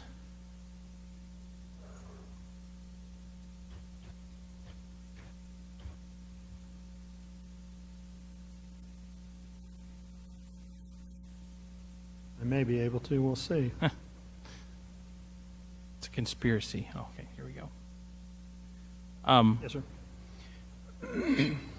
So I kind of look at these numbers, and I guess I'm curious about the math on this, and I understand you may not have the full details of the math, but I think we might before we make a decision on it. Sure. I think the numbers you showed in terms of the study from 1968 to 1995, there was 838 accidents, but from 1968 to 1972, there's like 358. Anyways, the number is essentially from 1972 to 1995, there's 168 accidents in 23 years. Yep. And that's, you're talking about nationwide statistics from every military Air Force base in the country. Do we have? Doesn't happen often. Yeah, and I guess the concern for me is when we look at these restrictions, they're pretty significant in terms of the utility of a piece of land. And I don't want to be too verbose, but I do want to hound on that idea of how much of a risk is too much? And do we apply the same standard to every citizen? If I told you that there's a 1 in 5 million chance that your home could be destroyed by a meteor, therefore you can only utilize your home in low meteor density months, which is 2 months a year, but you still have to pay taxes on that property. Who's going to buy that property? Sure. What's the value of that property going to be? And does the appraisal value change? Is that how many people would consider that a reasonable trade-off? Sure, and I think what I would say is, until something happens, very few people would consider it a reasonable trade-off. But what I will say is, after it happens, everybody stands up and says, "What were you thinking?" Well, and I don't mean that. I didn't mean that maybe as aggressive as it came off, No, but I think that's truly it. Is when you stop and say, "You have a runway, and who thinks it's a good idea to put homes at the end of a runway?" So again, I think the quote from Randolph, they even acknowledge that. They acknowledge your point, which is, when a crash occurs, the result's catastrophic, even though the risk is very small. They would agree with you that there's not a lot of chance. We're probably more likely to get eaten by a shark or struck by lightning than have a plane come down on us. But when it does, well, and I guess it's something people say, "What were you thinking?" I guess the challenge I have with that mindset is, well, then let's close all the beaches. Let's ban people from going outside in rainstorms. I mean, ultimately, fundamental part of our freedom is owning property and property rights. And for the government to say, "Hey, we're here for your safety. This is an incredibly rare thing. You have no ability to assess the risk on your own, so we're going to strip the right." I have a real big challenge with that. It's the same challenge I've had at the beginning, and it's hard because the base is so critical to our community, and I support it, and I think supporting the mission at Randolph Air Force Base is critical. So it's kind of one of those lose-lose situations. But ultimately, I think it's too early even for that argument, though, because my understanding may have been unreasonable. Mm-hmm. But my understanding was that there was going to be a more concerted effort to have individual, one-on-one, back-and-forth conversations with affected property owners. Mm-hmm. And I do believe that at that council there was objection raised to this idea of using a broad brushstroke. Sure. And I don't think that 5 acres, one house per 5 acres is any less broad of a brushstroke. It's just less bold of a color. Mm-hmm. And I'd like to see a more concentrated effort to have residents at least have the same level of influence and input in the staff's ultimate determination as the base. And I think that means one-on-one, sure, face-to-face conversations with anyone who we offer that, anyone who wants it, and then come back, and then I can argue about the philosophy. But I'd like to see a little bit more of that. So to be clear, anyone who's wanted to have a conversation, whether over the phone or in face-to-face, said the ability to have that happen. I think, I will say, while there are also residents who go, we're not going to divide and conquer. You're going to do a big meeting. We're all going to be there, and you're going to hear from all of us. So there's you kind of get it a bit of both ways.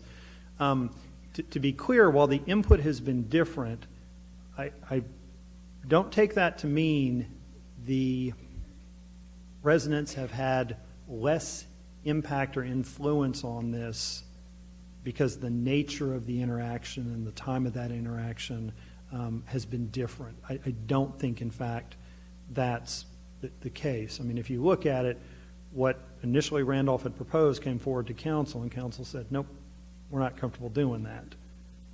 The residents stood up and said, we're not comfortable with you doing that, and council seemed to think there was some validity in it, and said, let's put a pause on it. So I will say, while the nature of the input is different in terms of how that occurs, I don't think the residents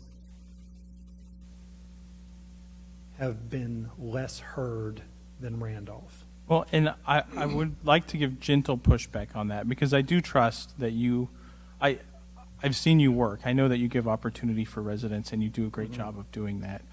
I will say, I don't know, I'll get in trouble here politically, but as a relatively new to this side of the process,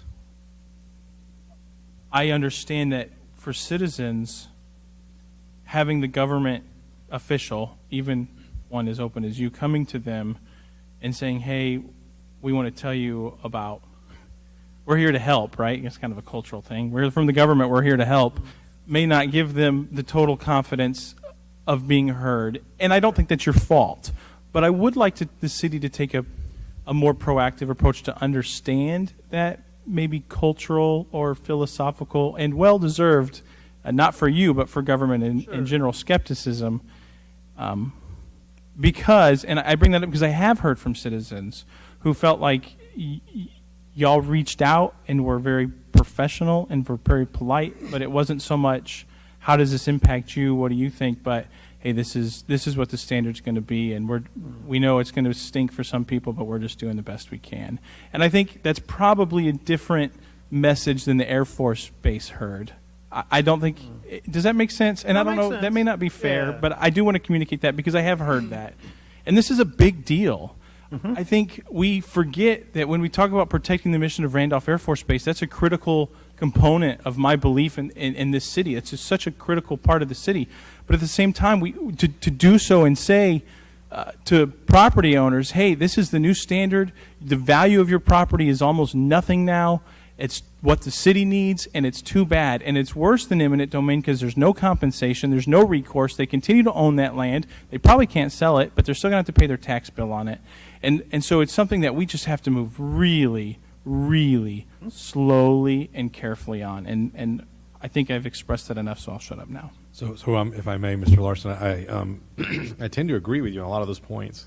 And what I would say is that none of this will go into effect without the assent and consent of this council. So if it's our choice, then we should choose to have public hearings, not because they're required, but because we choose to do so. And if we all agree that this is a big deal, it's a lot of land we're talking about and a lot of people that will be affected, and we choose to take it quite slowly, then let's do so, and let's be diligent, and to your point, let's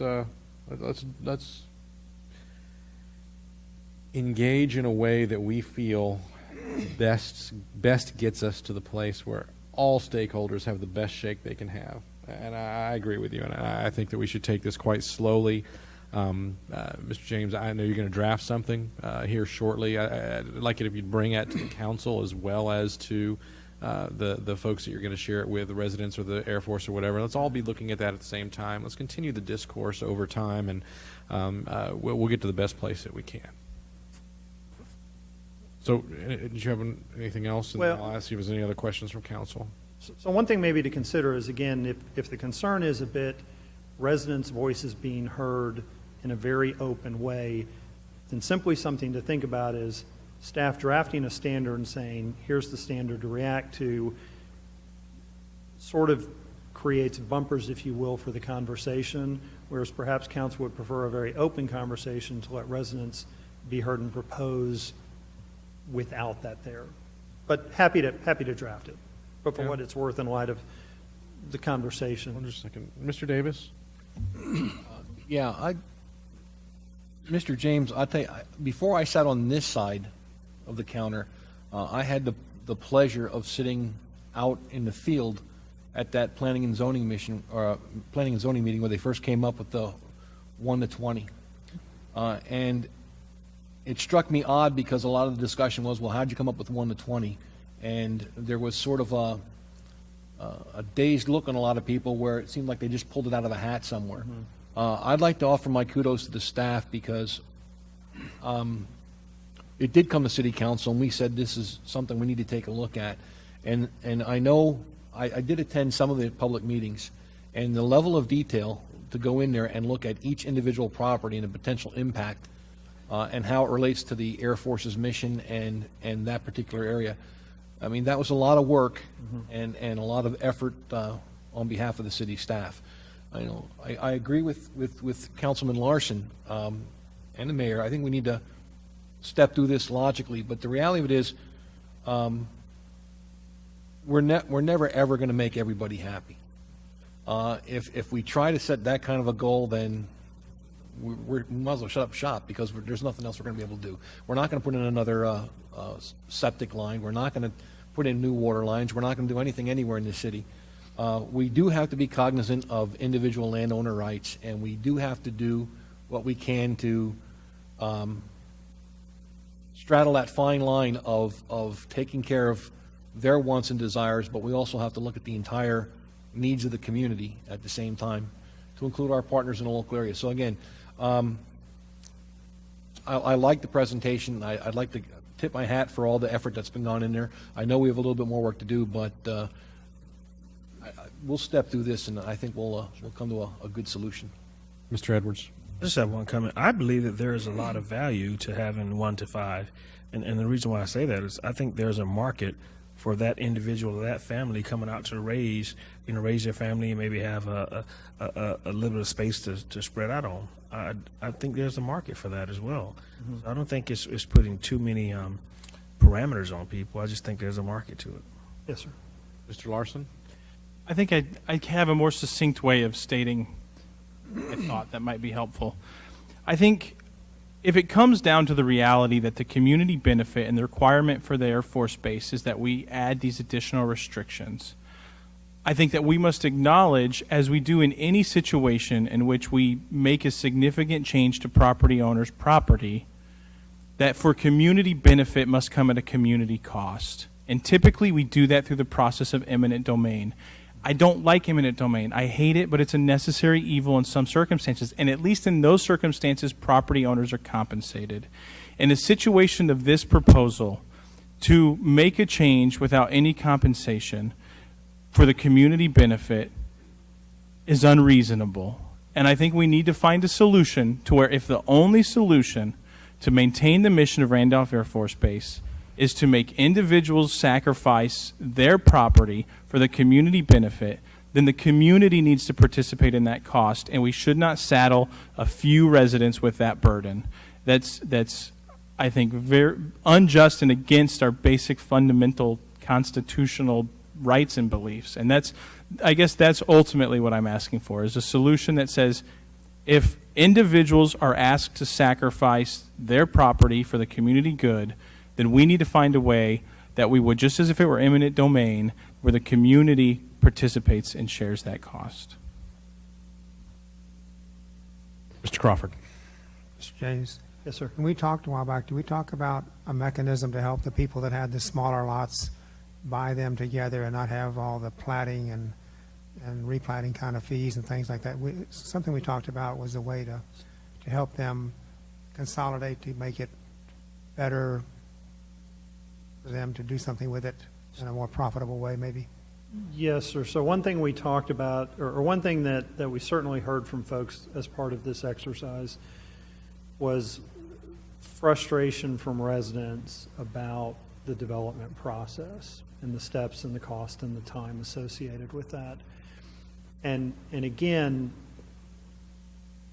you can often take every one of those regulations and point back to an instant or a time and say, this is what was occurring in that community, this is what prompted that. So again, you heard the woman speak tonight about trying to pull the permit, and one of the things she lamented was an engineer for the foundation. Interestingly enough, we had a woman here tonight from Fairhaven who said, I'm dealing with a problem with my house associated with foundations because there weren't enough requirements on it. And so part of what we've talked about is, given that we're looking at this question of density and development regulations, as I mentioned before, the problem at times is our ordinances apply to every situation generally the same. And what we've seen is there are cases where P&Z, I think, tends to look and say, if the lot's big enough, it's 6-7 acres, I'm more comfortable with septic than I am if it's a half acre. Yes. So the idea is to look at those things as part of this exercise, and while we're at it, say, if we're going to go a lower density development, let's look at standards that are appropriate to that fit better with that, like we would do with establishing cross sections for road that fit to a rural character that fit better with that area, maybe have different costs, but have some other implications that wouldn't fit in a more dense area. That's what I'm asking about. That if we can look at ways, because we're redefining the use of this land, and the size of development with respect to lots, and whether we have septic or sewer lines. If we can do some things that make it easier for them to hook these together to do things that are more profitable for them, that might be of value down the road. Just a thought to put in everybody's mind. Yes, sir. Okay, thank you.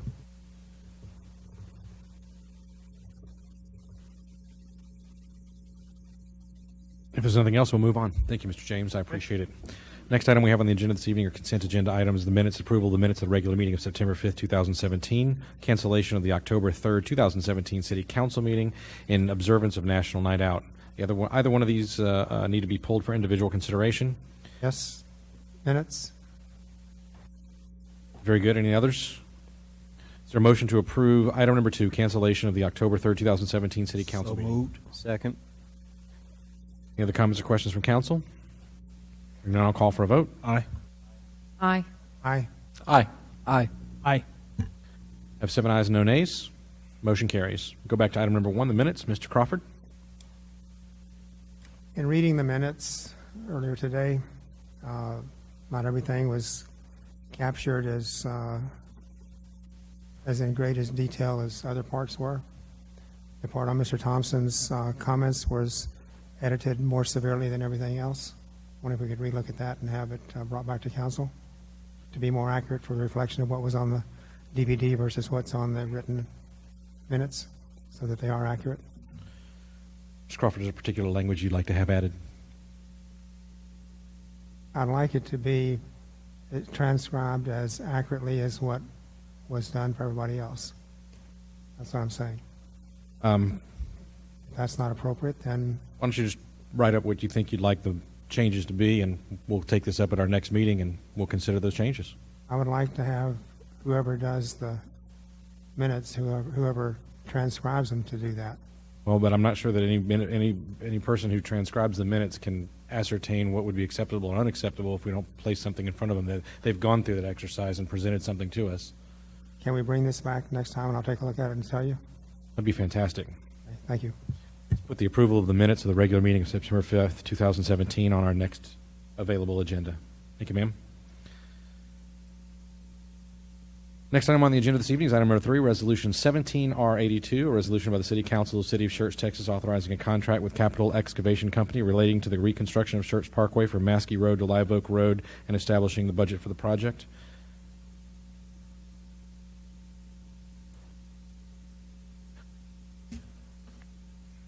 Evening, sir. How are you?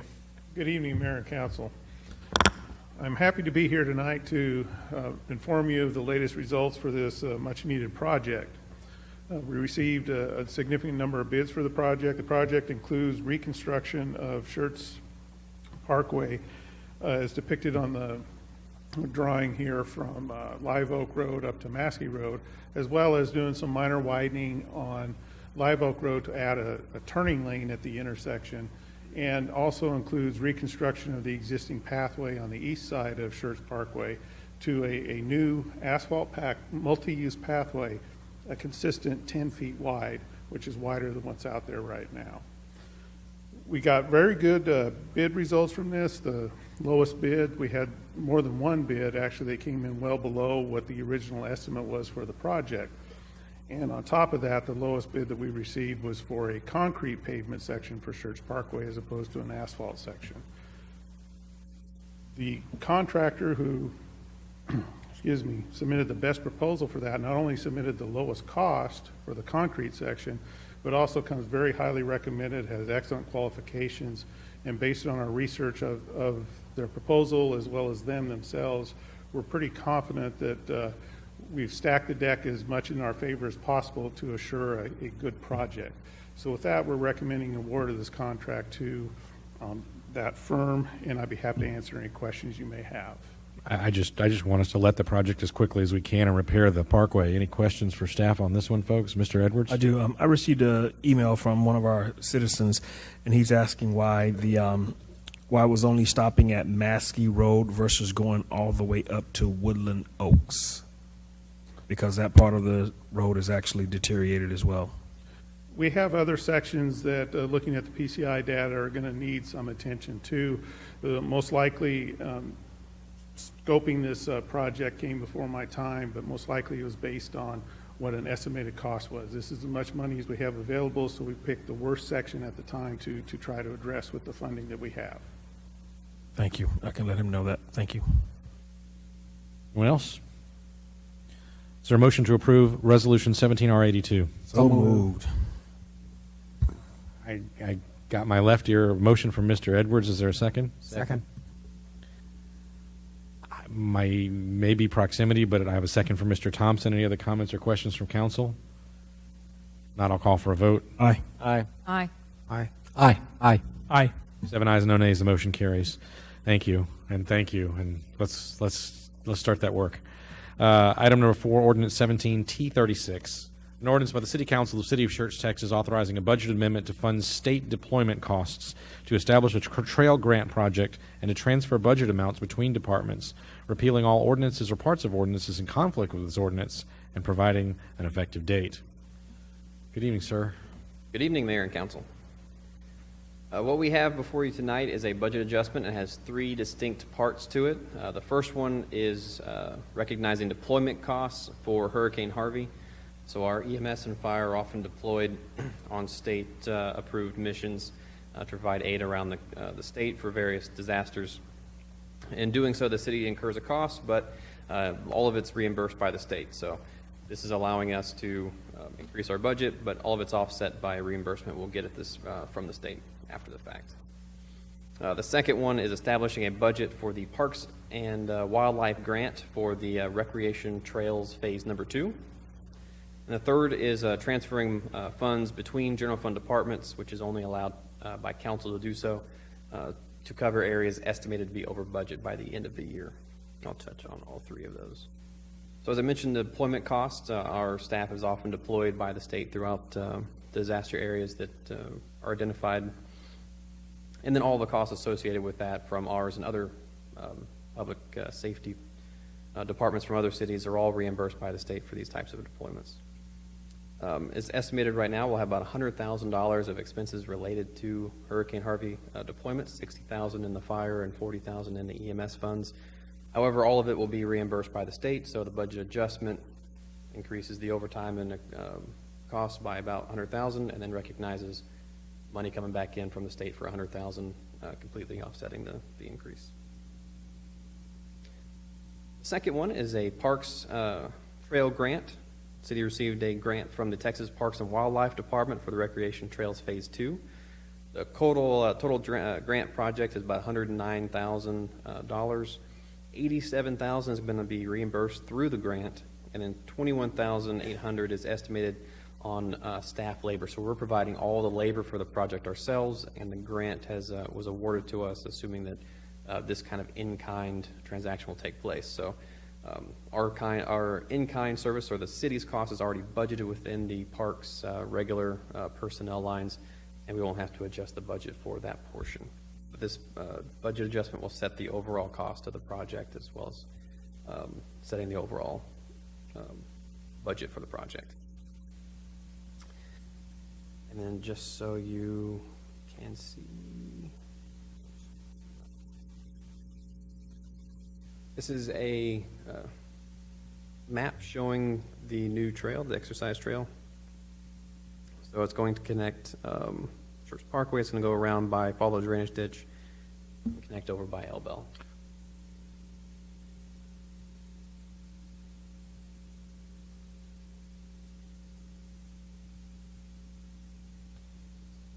Moving back on the general fund budget transfer, it will transfer $306,000 between general fund departments, aimed at covering departments estimated to be over budget by the end of the year end. Again, this is no impact on fund balance. It's just moving money from one department to another. So areas estimated to be over budget include streets, about $40,000. We actually had $65,000 of a Borgfeld and Dietz intersection improvement. The agreement for our council was approved last September. However, due to a delay, we weren't able to fully execute the agreement with Cibolo until later on this fiscal year. So it was an item that actually transpired between fiscal years, and we have to make a budget adjustment to recognize that change in fiscal year. The second item is parks, about $68,000 for a water leak found in Pickerel Park. It's becoming evident that there is a much larger leak than was originally estimated. They found one area earlier last week, and now they've realized that there's not all, so they're continuing to look for additional leaks throughout the park, and so we have a plan to adjust that. On the animal services, about $34,000. The animal service building needed to add sewer charges to the building, as well as there was a high water use situation the past couple of months, which has been dealt with through changes in operating procedures. Under the finance portion of the budget, be $12,000 through the required bond arbitrage contract that was also entered into last fiscal year. Finance was able to hold on to about $12,000 and cover that within our operating budget. However, there's still about $12,000 that we'll not be able to cover. Under facility services, about $123,000 due to high AC repairs, and then the community center roof repair was also taking place this year. And the final item was a city assistance, $29,000. That's related to the cost of the senior meal program. Originally, we were hoping that would be covered by a grant. However, that was lost by the original third party we had providing the meals. So to continue on with the project, it required additional funding by the city. We're moving these funds from other areas or other departments in the general fund estimated to be under budget by the end of the year. One is the city council budget, $10,000 from a lower election cost. We had a higher election budget estimated, and those came in much lower. Legal services, $68,000. We continue to see a lower trend on legal services as we, past couple of years, as we've transitioned from Fulbright to Denton Navarro. The pools, $60,000. Aquatic Center was opened in January. We had budgeted at least starting in October. Given the time frame, we weren't sure when that would actually hit, so we made sure we had enough funds in there to cover for the entire fiscal year. The event facility is $10,000. We had lower equipment purchases and advertising than originally budgeted. We had an additional $59,000 in vacancy savings. And human resources, the human resource manager was vacant for longer than we had originally anticipated. However, that position is now filled. We had savings in records. Purchasing, the purchasing manager was also vacant for longer than we expected, but that one is also now filled. And then police and city manager also had some vacancy turnover savings. The city manager EDC was the EDC analyst, which has now also been filled as well. And then the final $100,000 would come from the already approved contingency fund located in the city for these types of these changes. With that, I'll have representatives from other areas of departments here if you have any specific questions over different areas. Council, any questions on this one? Mr. Davis. Hey, what is the nature of the water leak at Pickerel Park?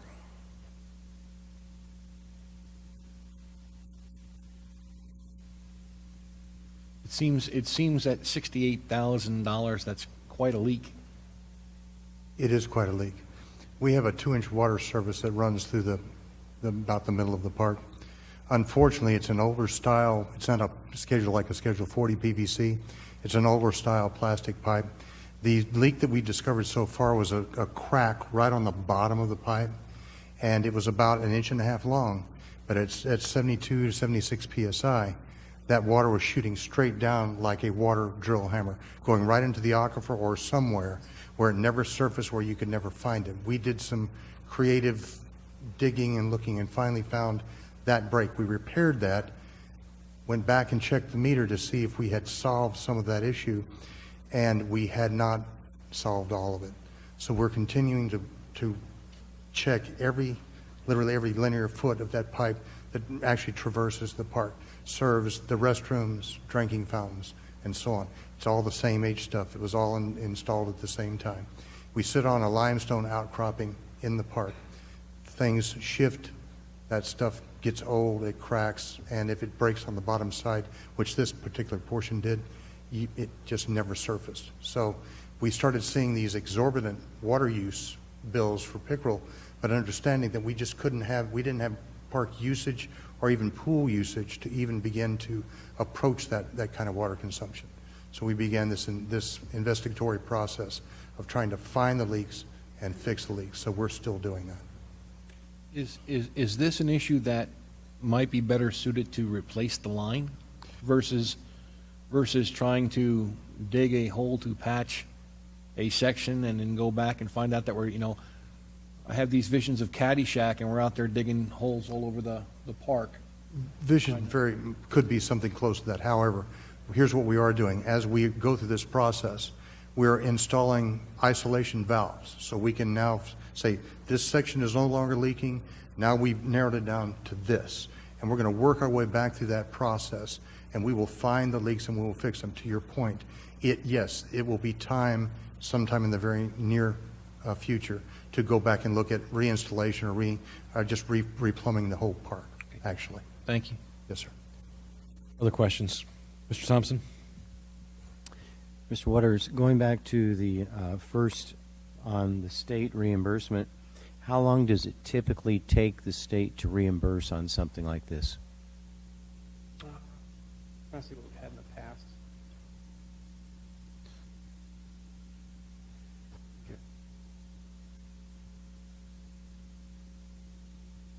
Mr. Mabit? For EMS, it's 40 days after we file, and we'll be filing in the next couple of weeks. I asked Chief Long, he said 4 months for TIFMAS for the fire stuff. So. Okay.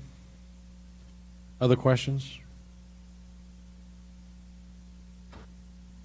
Not, is there a motion to approve ordinance 17T36? So move. Second. Have a motion from Mr. Thompson, a second from Mr. Edwards. Any other comments or questions from council? Hearing none, I'll call for a vote. Aye. Aye. Aye. Aye. Aye. Aye. Aye. 7 ayes, no nays. The motion carries. Next item on the agenda is item number 5, discussion and possible action on the placement of an item regarding the City Council's rules of procedure on a future agenda. I'll take care of this one on the next available meeting.